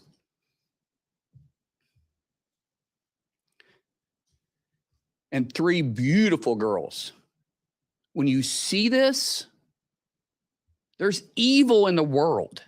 There's evil in the world. And we fed it. The Biden administration fed it for 4 years and took the innocent that's in my little girls' eyes, the innocence that's in our kids' eyes that we pray to God never has to deal with this. That innocent is permanently stolen. And we're trying to just restore some type of comfort to these young girls. But let me explain to you, young boys too. Unfortunately, we're seeing a rise of young boys being trafficked. And it just disturbs you. Well, I go back to my point. Clearly, you're passionate about this, and I understand why. I'm dad of 6 as well, 3 boys, 3 girls. So I know exactly where you're coming from on that. And I can only imagine what you've actually seen. You can't unsee that. And obviously the biggest victims here are those kids and those little girls and even older girls being trafficked. And being. Our punishments for these individuals isn't enough. That's I want to keep talking about that and what the punishment will be and has been for those people. And there's a lot more to discuss there. And you're right, it was completely preventable. And for 4 years, we screamed off the top of our lungs about this. And this was the leading issue to fight against, and still is. So thank you for your passion on that. I have a follow-up question here real quick on the DeConcini Port of Entry, which is in Arizona in the Nogales area. This is a highly trafficked port of entry where I want to thank you and the Commissioner Frost for your response in my letter earlier this year and your commitment to working with GSA to prioritize this. If you have any idea of a timeline, I would love to hear that. And as I close in my last 30 seconds here, and we can talk about this timeline, and if I can just get a written response from you guys and what we're looking at. Let me just close with this in my last 30 seconds. I'm a naturalized citizen. This year actually marks my 20th anniversary as a U.S. citizen. I became a citizen in 2006. So I know the process well firsthand. I know that because I was elected to Congress 16 years after becoming a citizen of this nation. No other country in the world would ever give me that opportunity. No other country in the world would ever give any of us that opportunity. And it's great to hear some of the perspectives of foreigners coming into the World Cup and seeing what we're all about. They especially get excited about the free refills, which is, I think it excites a lot of people here. But the American dream is alive. It's alive because it's been kept alive, first of all, for our veterans, but also for the men and women that keep us safe. In the process to immigrate, the process to become a citizen in U.S. CIS and what they go through, it's an overload of work. I know it well, again, because we went through the process. So while becoming a citizen is an incredible privilege and it should never be taken for granted, I valued every time, and whatever work my parents and myself had to do to become citizens, we'll do it 10 times over to do it again, because this is the best nation in the world. And I'd rather be here than anywhere else. So in terms of the efficiency, can you talk a little bit about, as you close, what your agency needs from this subcommittee in order to make the improvements necessary for the process of people immigrating here legally and becoming citizens? We are improving the bureaucracy and the redundancy in the system, but there is, as you said, there is a way to become legal. If you choose not to do that, you're making a conscious decision, and I can't help you on that situation. If you don't want to become a legal citizen, there's a way to be in this country legally, but you have to follow the laws that Congress passed and that we enforce. I don't pick and choose, I enforce. But there is a right way to stay in this country, and there's a right way to become a citizen in this country, and you can't go around that. There is more that we need. We've been working for immigration reform in this body. Really, the last time it was done, it was in 1959. Why was the last time it was done in 1959? Because we make politics out of it. It's the right, it's the left. It's the Democrats, Republicans. One party is in charge and the other party doesn't want to help, and the other party is in charge, the other party doesn't want to help, and there's no common ground, but yet we always talk about them. I'm out of that game now. I just simply enforce it. But then we start playing games with which laws you want me to enforce and which laws you don't want me to enforce. If you don't want me to enforce the laws, then pass a law to say that that law can't be enforced. That's fine. Until then, I'm going to enforce the laws. Thank you, sir. And see you in Arizona soon. Or yes, we will make that. We'll make that happen. We'll put it on the list. Thank you, sir. Thank you. Mr. Chairman, you're back. Thank you. We're going to have a committee remedial timekeeping class next week sometime for certain members of the committee. Sir, it's called a gavel. Well, actually, that's interesting talk coming from a guy from the Senate who hasn't done an appropriations bill since Christ was a corporal. I had that one coming, sir. Madam Ranking Member, the floor is yours. We'll pay no attention to the remediation session, Mr. Chairman. I do appreciate, Mr. Secretary, your concern about the lost children, but I also want to remind people that let's not forget what was a Trump administration policy initiated by Stephen Miller, which was to let us separate children from their families at the border, because this would be a way to curtail or to stop immigration, separating children from their families, how to hurt them the most. I asked and had a phone conversation with Secretary Azar at the time. I know I was in my living room with my 2-year-old grandson on my lap, trying to have this conversation. And I asked him if there was a way in which he had a list of how you could reunite children with their families. And he assured me that we did. You know, when you take your clothes to the cleaners, they give you a tag and you then go back and you retrieve your clothes. When you had luggage, you go and get your luggage is returned. Well, I wish the Biden administration would have done that. Let me just say this to you, sir. Again, it is my time. 3,900 children were separated from their families. 450,000 kids were lost during the Biden Mr. administration. You Secretary, didn't say a word Mr. about it. Secretary, do not interrupt. Don't you point your finger at me. Don't I be a will hypocrite. point my finger Don't you at be a hypocrite you. then. Then you be as 3,900 you should be kids. as upset about the I 450,000 am kids that upset. were lost. And You didn't say a word about it. For 4 years, you never said a word. Mr. Secretary, Could you put him in his place for? don't yell at You me. should I'm be the put good in your place. Mr. Secretary, if you would like 4 minutes for a closing statement when everybody's done, I'll give you that. But while members are on their 8 minutes, I need them to have their 8 I minutes. started Chairman, my I comments. appreciate that. My issue is that they say this for sound bites, and I'm not going to let them say What something did like you that do that's not just true. recently for sound bites? I sympathize with the 400. We are going to have something resembling order here. The time is the ranking members. If you would like to respond later on, there are methods to do that, but it's not a who can talk louder into the mic. It's not. So you are recognized. Thank you very much. I will not let her Mr. sit there and lie and accuse something this ridiculous. You Well, know- this is the legislative branch and it's my hearing. And so I'm going to try to some extent to control it moderately. And do Thank you. not accuse me of lying. Do not. Then I- don't. I do not. I appreciate, and I said to you at the outset, there's concern for children across the board. We care deeply about what's happening to children. And I went to the border and I watched children in those fenced in places years ago and what was happening to them. So I have a long history, Mr. Secretary, in this area. 3,900 kids were separated. Secretary Azar told me he had a way to reunite them. Many of them were not reunited till today. And I don't want you to answer this now. Please get back to us and tell us what you are doing with regard to the settlement in terms of this issue, which is out there, which your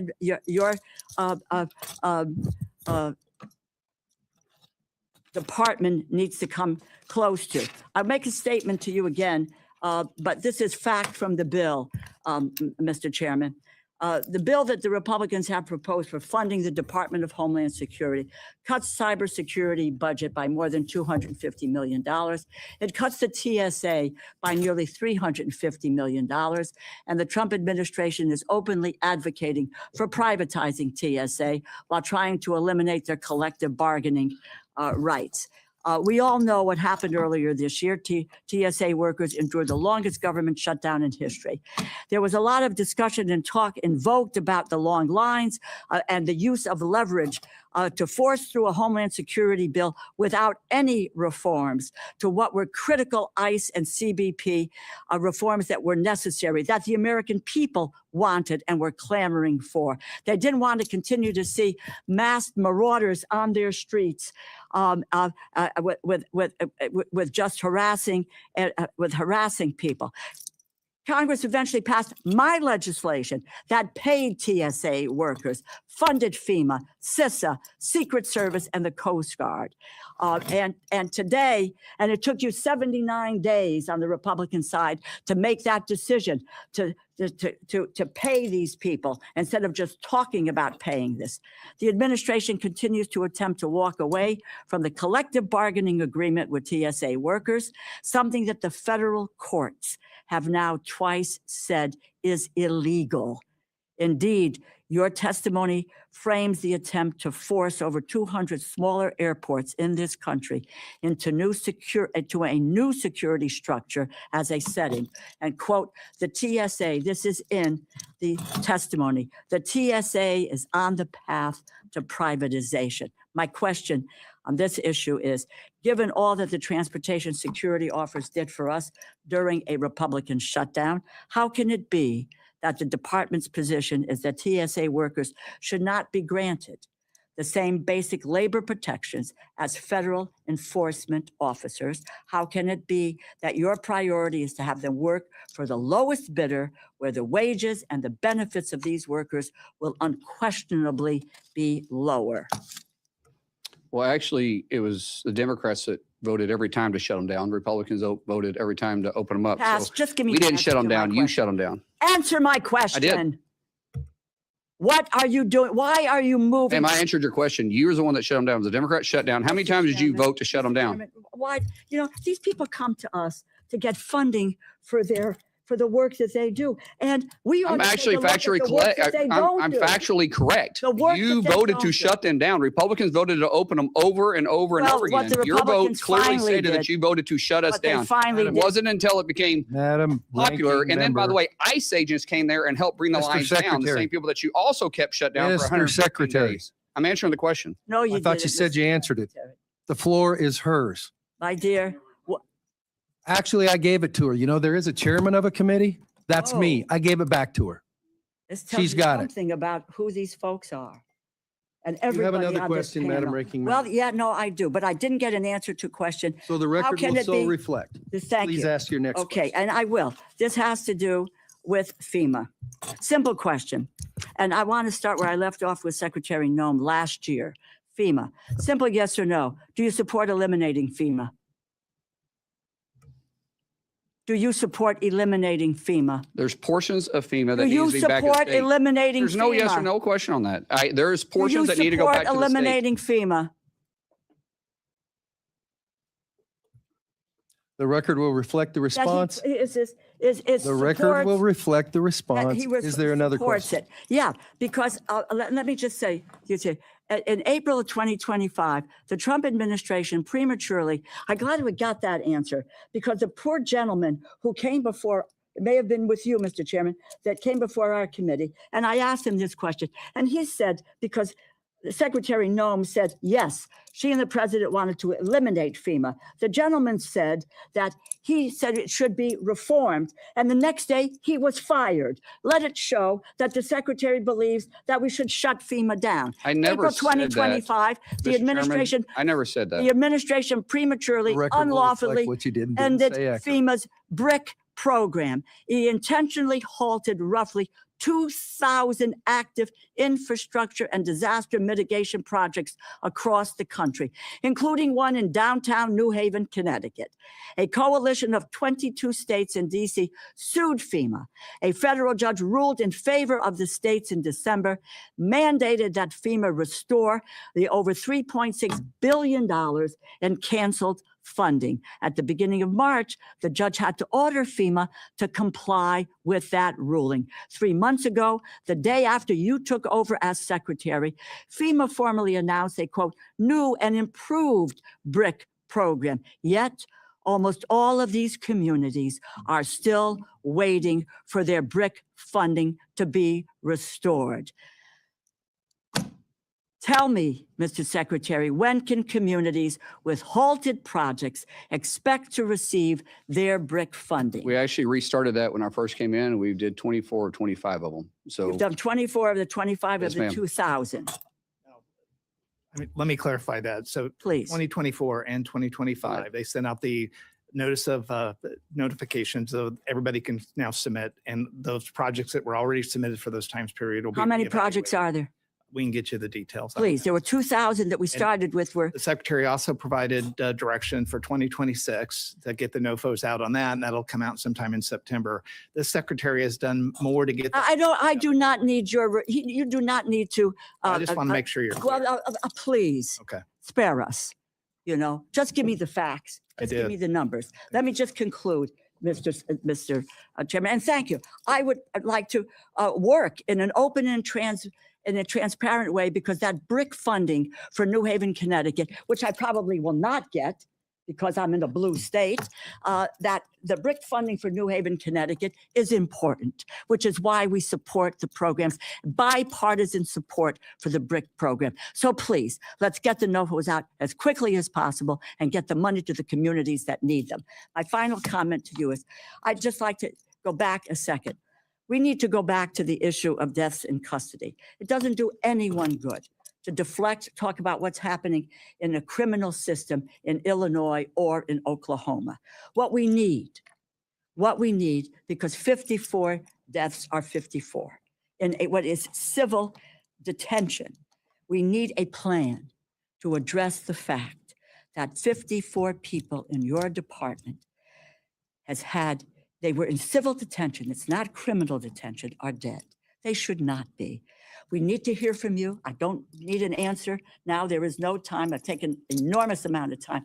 Get us a policy, a plan, in a timely fashion that says, how are we going to deal with these issues? I yield back and I thank you, Mr. Thank you to the ranking member, the gentlelady from Iowa. The floor is yours for 8 minutes. Thank you, Mr. Chairman. Mr. Secretary, it's nice to see you. Thank you so much for coming to testify today and for always taking my phone call. You know, as I've had questions dealing with many of the challenges faced with your shutdown from back home, that I continued again to support keeping you guys open so you could operate. You are always willing to take my phone call. So I thank you for that and for your openness with me as we were working through that. I also, as a fellow parent to teenage boys, appreciate your passion around kids. Can I, Yes. Yes, just sir. someone said, appreciate you taking the phone call. I take everybody's phone call. There isn't a Republican or a Democrat that hasn't called me that I haven't called back. Yeah. Not one. And I'm very transparent in that, regardless of what somebody over here just whispered, because she's never called me. Yeah. Well, I appreciate it. And I appreciate your openness to working with all of us to make sure that the good people at your agency are getting paid and can continue their mission of keeping our country safe, because at the end of the day, that is what we all care about on this committee. And this committee works tirelessly to make sure that you do have the resources that you need to rescue those kids, make sure that you're interdicting the drugs that are coming in from narco terrorists. And I want to talk a little bit about that. I'm going to start with that, actually, because I think that the Coast Guard is a shining example of what DHS does best in making sure that these narco terrorists are on alert. They should be afraid. And you have interdicted through Operation Pacific Viper. I think it just was announced, milestone accomplishment last week, 225,000 pounds of cocaine seized. I mean, that's incredible. And that's drugs that did not make their way onto our streets, that are not killing Americans every single day. So I'd be interested in your thoughts of what you've done there to really escalate that operation. What do you see on the horizon there? That threat is not going away. And thanks to the Coast Guard families who are keeping our families safe. But I'd be interested in your thoughts there. Just yesterday, I was actually in a close classified setting with the Coast Guard on our plans to continue that operation. But it's a joint effort with DOW, with Coast Guard, with CBP, with ICE, because it's a ring. The drugs doesn't just get to our shores and then dissipate. There's a ring that goes into our cities, into our towns, into our states and our communities. And then the cash flows back in and back out. So the drugs come in on our shores different ways, and a lot of the cash is going out, a lot of times overland, a lot of times in air. We're seeing more and more counter US. So we've got to combat it all together. This administration, through the direction of President Trump, has done more to combat our war against drugs than any president in our lifetime. And he's made it a task that he understands that we've lost more individuals in fentanyl overdoses than we have in the entire Vietnam War in 1 year. Not during 1 year in the Vietnam War, a year from fentanyl overdoses inside the U.S. And just the other day, we took enough fentanyl off our northern border from CBP that could kill 17 million Americans. And I think people frequently forget about the northern border. We Right. focus so much on the southern border and That's right. the Caribbean and these drugs coming in. But that's a direct relationship because of our Coast Guards doing their job in our waters of the U.S. And it's pushing it. And then we have CBP doing their job on our southern border. It's starting to push cartels to operate in our northern border. So last week, the minister, that is my partner in Canada, met here in Washington, D.C. We talked about the challenges. They haven't dealt with the cartels like we have in our southern border. They're anxiously working with us and wanting to know our lessons that we've learned, because they don't want it to get a foothold in their country. So because of President Trump, we are fighting it on air. We're fighting it in water. We're fighting on land. We're fighting on the northern border and southern border. And I'm not going to say we can eradicate it, but we're making a huge difference in this war on drugs. And every time we interdict these drugs, regardless of what agency underneath DHS does it, we're saving lives. You talk about kind of the cross-agency work that's happening here. How many of these rings on the back end? So the drugs get in, they go out through these rings. Are these run by, obviously the cartels, but how many of the people participating in them are illegals here in the United States? Well, the biggest majority of them, the percentage of them would be hard to say, but the biggest majority of them are illegals that are here. Now, there's usually, when it comes to the money laundering of it, that's more of a white collar crime. More of those individuals are citizens inside the United States. But when you start talking about the trafficking, you start talking about the drug houses, the stash houses, the cash flow, the weapons flow, overwhelmingly the majority of those are illegals. The criminal enterprise. And most time they're forced to do it. Right. It's not that they're working off a debt for the cartels. Right. And you talk about the atrocities happening to those kids too. Yes. Many of them are victims of that human trafficking. And run by those elderlies. same organizations. Yes, Obviously. and elderlies are being probably exploited now more than we've ever seen it, because naturally law enforcement isn't alarmed when they see an elderly gentleman or an elderly woman that is driving. A lot of times they're forced to try paying the debt off of their kids. Okay, that's very concerning, and obviously we need to do whatever we can to stamp that out. You mentioned fentanyl, and I want to go now to one of the biggest sources of fentanyl, which is obviously the CCP in China. They're funneling it in through Mexico. I'm trying to get it in through all of these methods. We know they're not going to ever try to stop undermining our domestic and our international security, and spending billions of dollars on research and development intertwined directly with their military, billions more trying to ship those products into the United States and dominate supply chains. Can you talk a little bit about what the department has seen as it relates to Chinese manufactured and owned equipment, especially maybe any inventory that might already have been bought by DHS?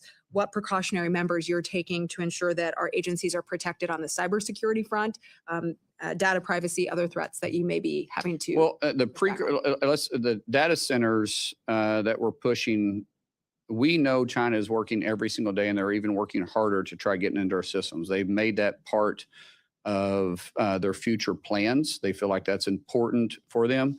That's where the private-public partnership is vitally important. That's where CISA is going to play a major role, because we can't expect Meta or Google to do it on their own. They're fighting they're fighting an army, truly an army, from CBP or from North Korea, or militias from Russia or Iran from the IRGC. We have to have an all-out frontal approach and be proactive. We can't be reactive in this. We have to be very proactive, and that partnership is something we're strengthening. But we also got to respect privacy too. There's a lot of privacy concerns when the government starts looking into cyber because of the sensitive material that is there. It's a fine line we're trying to work through. It's difficult. We're going to have to come to Congress for help on that, because we're going to need clarification, I believe, with the new technology that's coming out and the new way that they're entering into our systems, that we're going to need new clarity on how far CISA can go. We'll certainly look forward to working with you and the agencies, relevant agencies on that. Want to talk a little bit to wrap up my time on CBP. Obviously, their role is not just keeping our borders safe, but it's also making sure we're interdicting bad things coming into our country, including counterfeit products and things that are going around our trade laws as well. I have a piece of legislation, the Protecting American Industry and Labor from International Trade Crimes Act, we call it PALE, just passed through judiciary unanimously just a few weeks ago.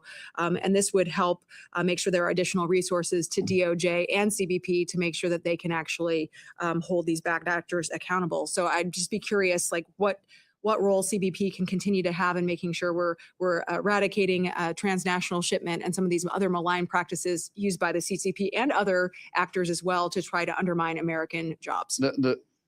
First of all, the best thing you guys did was give us continuous funding for 3 years, because we can really set out missions and force ourselves to look at technology of today, not just what we can spend in a fiscal year. So it really does help tremendously. The biggest thing that you guys can do is continue to work with us on updating the policy on what it is that you're wanting us to look at. Meaning that if we're seeing a ring coming around, sometimes because we have trade agreements with these individuals. And they're, as you know, they have stuff that we're sanctioning from one country. They break it down into small parts and then they assemble it in a different country. And when they assemble it and then it comes in, we need to be able to go back farther in that. And there's only so far CBP can do because we can only enforce it when it hits our shores, not when it's outside. So there's some areas that Congress can really help us on saying that the percentage of it or all of it has to be built, has to be manufactured, not just assembled in those countries. That would be very helpful to us. Thank you, Mr. Secretary, for coming today. Mr. Chairman, I yield back. To the gentleman from Washington State who was here from the beginning, the floor is yours for 8 minutes. Thank you for your generosity, Mr. Chairman. Secretary Mullin, good to see you. Let me just follow up with what Ms. Hinson was saying. You do return even my calls and my texts. Sometimes it's late in the night, but I appreciate the response. I really do. I wanted to start by acknowledging some of the incredible work and, can I say, commitment by ICE to crack down and deport convicted illegal criminals. We had a case last month at ICE Seattle arrested a man that had a lengthy criminal history, including 2 felony convictions of raping a child, and it was awaiting deportation. And I just wanted to bring that up and say thank you. That's efforts that are keeping our communities safe.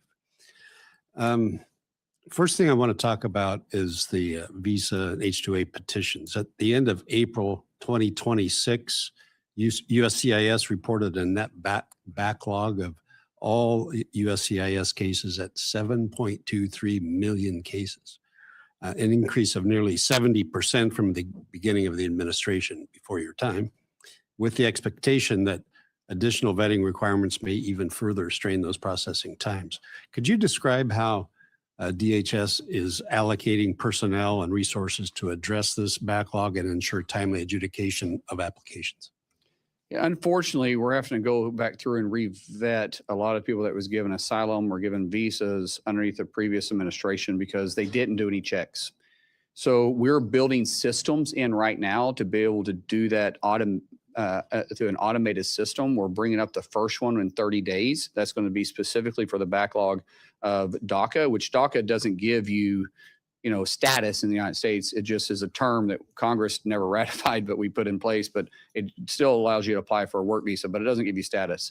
That we're going to deploy the first one in 30 days, and then we think we'll be able to get caught up in a very fast time. But we're having to build the automated systems because it's just not possible for us to go through one by one. But because we're going through there and taking a deeper look at all this, we've been able to arrest over 1,900 known terrorists that were given status underneath the Biden administration inside the United States. Over 1,900. These aren't suspected terrorists. These aren't terrorist watch lists. These were terrorists that was just issued because there wasn't any really checks and balances put in place. And so it's real work that they're doing. But we are building a system to be faster at it. And the technology that we have, the private-public partnership we've been talking about a lot, is helping us get there. Good. So on a related note, I appreciate the agency's follow-up to a question that I actually submitted, if you remember, Mr. Chairman, when Director Edlow testified regarding the adjudication and processing time specifically for H-2A petitions. The response indicated that there was no backlog for H-2A petitions, which, thank you, it's a welcome update. However, it's a 15-day turnaround. Once it gets cleared, it's 15 days. Well, what I was going to ask, the response also indicated that the processing times in 2026 so far are notably longer compared to previous years. So just looking for your commitment that you'll continue to support the agency's efforts to expedite these petitions. As you know, timing is critical for agriculture. And will your budget ensure that sufficient resources are dedicated in order to carry out those responsibilities? So I had a briefing on this 2 days ago. Yeah. And our turnaround on those visas are 2 days or 15 days, especially if they're known. A lot of these agriculture workers are known. They come back and forth. We see them every time. We can repeat them. And the largest percentage of those are. We're also looking at the dairy issue. Right. For that. And because it's not seasonal. So we think we got a path forward to fix that issue. Finally, we've asked Congress for clarification, but anytime you ask Congress for, I'm not beating up on you guys. I sat there too. So I'm just saying, anytime we ask Congress for anything to try to do with immigration, it gets just politicized. So, but we think underneath statute, there's a way for us to move this and make it work. We're still going through it. We're still getting legal opinion on it. We don't want to do anything but I don't think you guys would really get upset if we did it, but I want to make sure we're legally able to do it. But as of 2 days ago, we're 15 days on turnaround on those. Once they're finally submitted correctly, we have a large percentage of them that are not entered correctly. And what I've asked CIS to do, USCIS, is to say, why can't we move this to a system that you can't submit the paperwork until it is filled out correctly? You know, if you do DocuSign or you do any of this stuff online, what you've got to go and accept, they won't let you move forward. The technology is there. We just have to adapt it in a way to be able to make it interface friendly with the public, with the general public, to be able to make it more efficient. So we're doing a test program on this. We're actually trying to build an app. This is new this week. I briefed the president about it this week, and the president loved the idea. We're also, because some of these visas that we work with, these programs go through Commerce. Howard Lutnick and ourselves, our teams are working together to try. I don't know how long it'll take. It'll take a little bit to build it. That way, the misinformation won't be as prevalent, and we can get to it faster. Because everyone we delay affects our economy. Yeah, absolutely. And so we want the people trying to get here to do it, to do it the right way, to work, to actually be able to come to the country and work. Appreciate that. Thank you. Let me turn the page to CISA for a second. It was already referenced the longest shutdown in history. When Director Anderson testified before this committee, I asked him about CISA's ability to identify, to mitigate, address the cyber threats from adversaries like Iran, like China, talking about critical infrastructure. Unsurprisingly, his answer was that CISA was limited in their capacity, and it was clear that a handicapped CISA meant higher risk of leaving our critical sectors, from our water systems to our hospitals, energy grids, you name it, dams, the agricultural sector. They're all vulnerable to cyber threats. So does the budget sufficiently provide personnel and resources that are going to be necessary to ensure that CISA is equipped, that they can tackle the potential cyber attacks from those adversaries that target those critical sectors of our economy? I do believe, I mean, as a secretary, I say, no, we always need more money. Truth is, we actually have the resources we need. We need the people, and we need the expertise. I think we even have the ability underneath statute to do it. What's happened over the years, like any great government agency, it creates its own bureaucracy. You guys give us authority, then we write the rules. And the rules sometimes handicap ourselves. So we're going back and looking at is what was the actual intent of Congress, and then how many layers of rules have we put on ourselves to say no? Because too often government agencies, it's easy to say no. We're changing that way at DHS. We go to yes. Good. We lean to yes. That's our new policy. We're there to figure out how to make it happen, not to find the easy way out. And some of that is our own rulemaking. So I feel like right now, Congressman, we have the resources financially, and we have the authority, I believe. If that changes, I'll come back to you. But we don't have the personnel. And so we've got to get my director in place that the president's already met with. We got to get him in place, get him down the road, put him in place, let him hire his people, and get it built. Truthfully, once he's in place, it's going to take me probably 12 months to build this back. It may be longer when he gets in there and lets me know, but I believe we can make significant strides in the first 3 months. But to actually be where we need to be, I feel it'll take a full year. Well, let us help you wherever we can there. Yes, thank you. Appreciate you being here. Thank you, Mr. Chairman. Thank you to the gentleman from Washington. I am now going to claim my 8 minutes for questioning and give 2 minutes of it to the gentleman from Indiana, who was very generous with his 8 minutes in in letting the secretary respond to some earlier questions. So the floor is yours for 2 minutes, Mr. Shreve. Thank you, Mr. Chairman, and you have earned your paycheck today. I appreciate your managing and protecting time for all members of this committee. Secretaries, I'm from Indianapolis. That's part of my district. We run some big events, much as we're talking about with the threat of drones, counter UAS on FIFA. We've got the Indy 500. We have the men's Final Four. We had the Pacers playoffs. Secretary Edgar, as a mayor, you realize that these threats to public safety arising from the evolution of drones, which are tools as well in the profession, are extraordinary. And DHS is in the lead at managing this threat and these tools. The fiscal year 27 House mark included dedicated counter UAS funding. And last year's NDAA authorized trained state and local law enforcement to detect, track, and mitigate, take down threatened drones. We can strengthen our ability to protect major events and critical infrastructure. And let's not lose sight of that, but only if local law enforcement has the training, the tools, and the coordination to work with federal. Mr. Secretary or secretaries,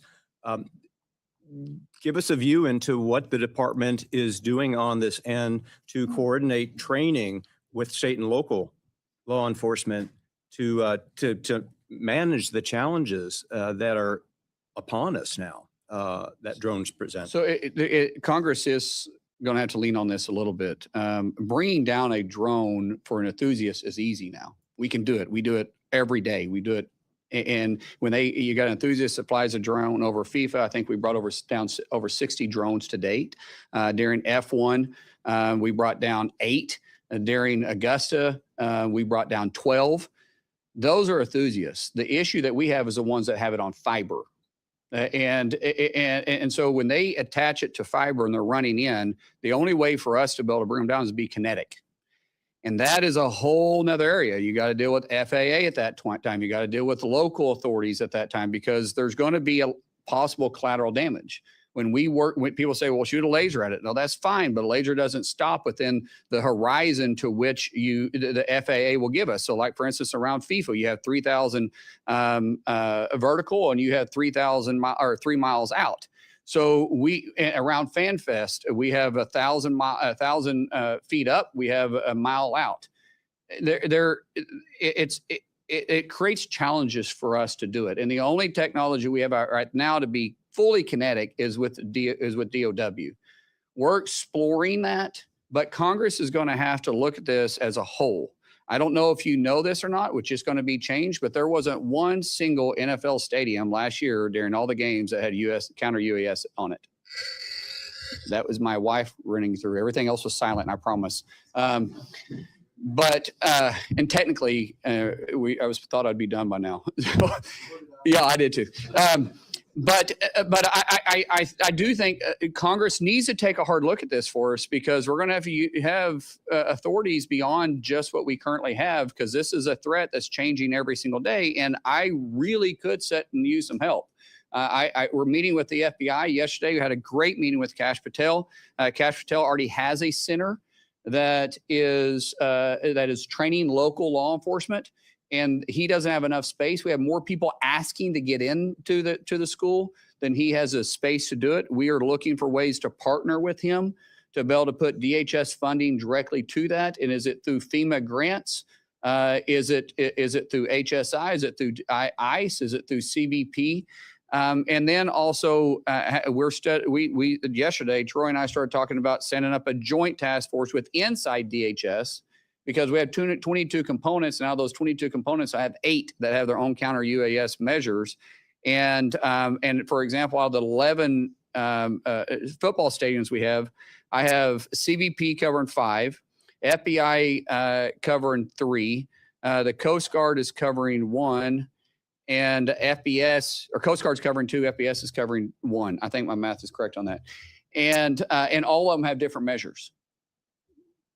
And so this is, Congressman, what you're bringing up is a true challenge And that threat is changing every day that without question, Congress is going to have to help us get the authority to do what we need to do on this. I appreciate the extra time. This is an important issue and an Very important. immediate challenge for both the department and this Congress. Hey, can I just add one point? And this is for you, Mr. Carey. When I was down at RGV, just to give you an idea of the scale at the border, same problem. Just from the beginning of this fiscal year till yesterday, they had 11,000 drones basically registered at the border. I mean, Secretary is talking about offensive, drones, being able to kind of do something against them. So that is something we definitely are looking at. But I mean, even you just take the threat to the border, and we break up the drone process into the maritime, the border, special events, et cetera. And each one of those operating principles, we need to have a better strategy that's funded, and we have the authorities. Thank you. I will now recognize my colleague from Florida for 1 minute of my questioning time. Mr. Rutherford, the floor is yours. Thank you, Mr. Chairman. First, I want to make sure that the public understands. I want to affirm what the Secretary said earlier about the shutdown. It was Senate Democrats that shut down CBP, ICE, CISA, Coast Guard, and TSA. It was not the Republicans. The House passed it 3 times to fund them. So, but here's what I want to bring up. I want to highlight for you, Mr. Secretary, some language that is in FY27 appropriations. There's language in there about NIMS and standardizing the operational and reimbursement process. NIMS, the National Incident Management System, and that reimbursement process was, it goes all the way back to 2004 with the Homeland Security Presidential Directive 5 by George W. Washington Bush. And the whole idea was to unify the response, mitigation, and prevention of disasters. And so there's language in there that there are ways to truly standardize the processes that right now are being done by 50 different states. They all report their different ways, and even agencies within states report their own ways. So I just want to highlight that for you because I want to work with you to make sure that we actually can bring down that 11 billion that is still outstanding in reimbursements, because most of these agencies, when they get their money back, they've spent most of it on interest. And so we need to speed that process up, and there's a way to do that. And I'd love to talk to you about it. I yield back. Thank you to my colleague for yielding back with 8 seconds left of my 8 minutes. I'm the only guy to yield back any positive minutes in this whole operation, and I'm damn proud of it, as well I should be. I am going to just very briefly, because Mr. Secretary, your wife's calling, everybody else got other stuff doing. I'm guessing that nobody said, oh yeah, about 12:10, 12:15 ought to wrap it all up. But before you got here, I'm going to say that again. Before you got here, the DHS congressional relationship, as far as information sharing, to put it kindly, was terrible. I'm not editorial. I'm just saying not good. Very frustrated in terms of, I know there's going to be a better relationship because you've already taken steps to change that. And I want to publicly say thanks. We said something through the stuff before you got here, but answers to legitimate questions, now that we have new leadership, shouldn't be a big deal. We said something to everybody who came before the committee while you were still in the Senate, said, we won't surprise you, don't surprise us. Pretty straightforward statement. I'm going to repeat it. For get back questions that members have submitted, and I understand you guys got a mission or whatever. It doesn't revolve around what happens in this room or someplace in your own neighborhood or that other sort of stuff. Please be responsive. You get to define what responsive is, but if it's like, hey, we're not going to get a response to your letter back to whatever, have somebody call up and say, here's where we're at. Here's something other than, so I don't have people calling me saying they won't talk to me, because then the ball's in my court and I have to try to penetrate it in that. All past history stuff. So anyhow, just so we kind of get where everybody's coming from. There may be additional questions members provide in writing. We ask you to respond to those in a timely manner. I want to thank you for being here today. I know it probably wasn't tops on your list of things to do on a Thursday, but in total fairness, probably wasn't tops on anybody's list, but it had to be done. So mandatory fund, check that box for everybody for today. You have asked that your opening statement be included in the record. It will be. I will also say that if there are things that were said during this that you feel a need to respond to, please include that in what you submit for the record, and we'll submit that we'll include that in part of the record too. And so I'm not going to commit the absolute sin of saying, does anybody have anything else? I'm going to say that this subcommittee meeting of the Homeland Appropriations, the subcommittee, yeah, easy for you guys to say. Subcommittee meeting is adjourned.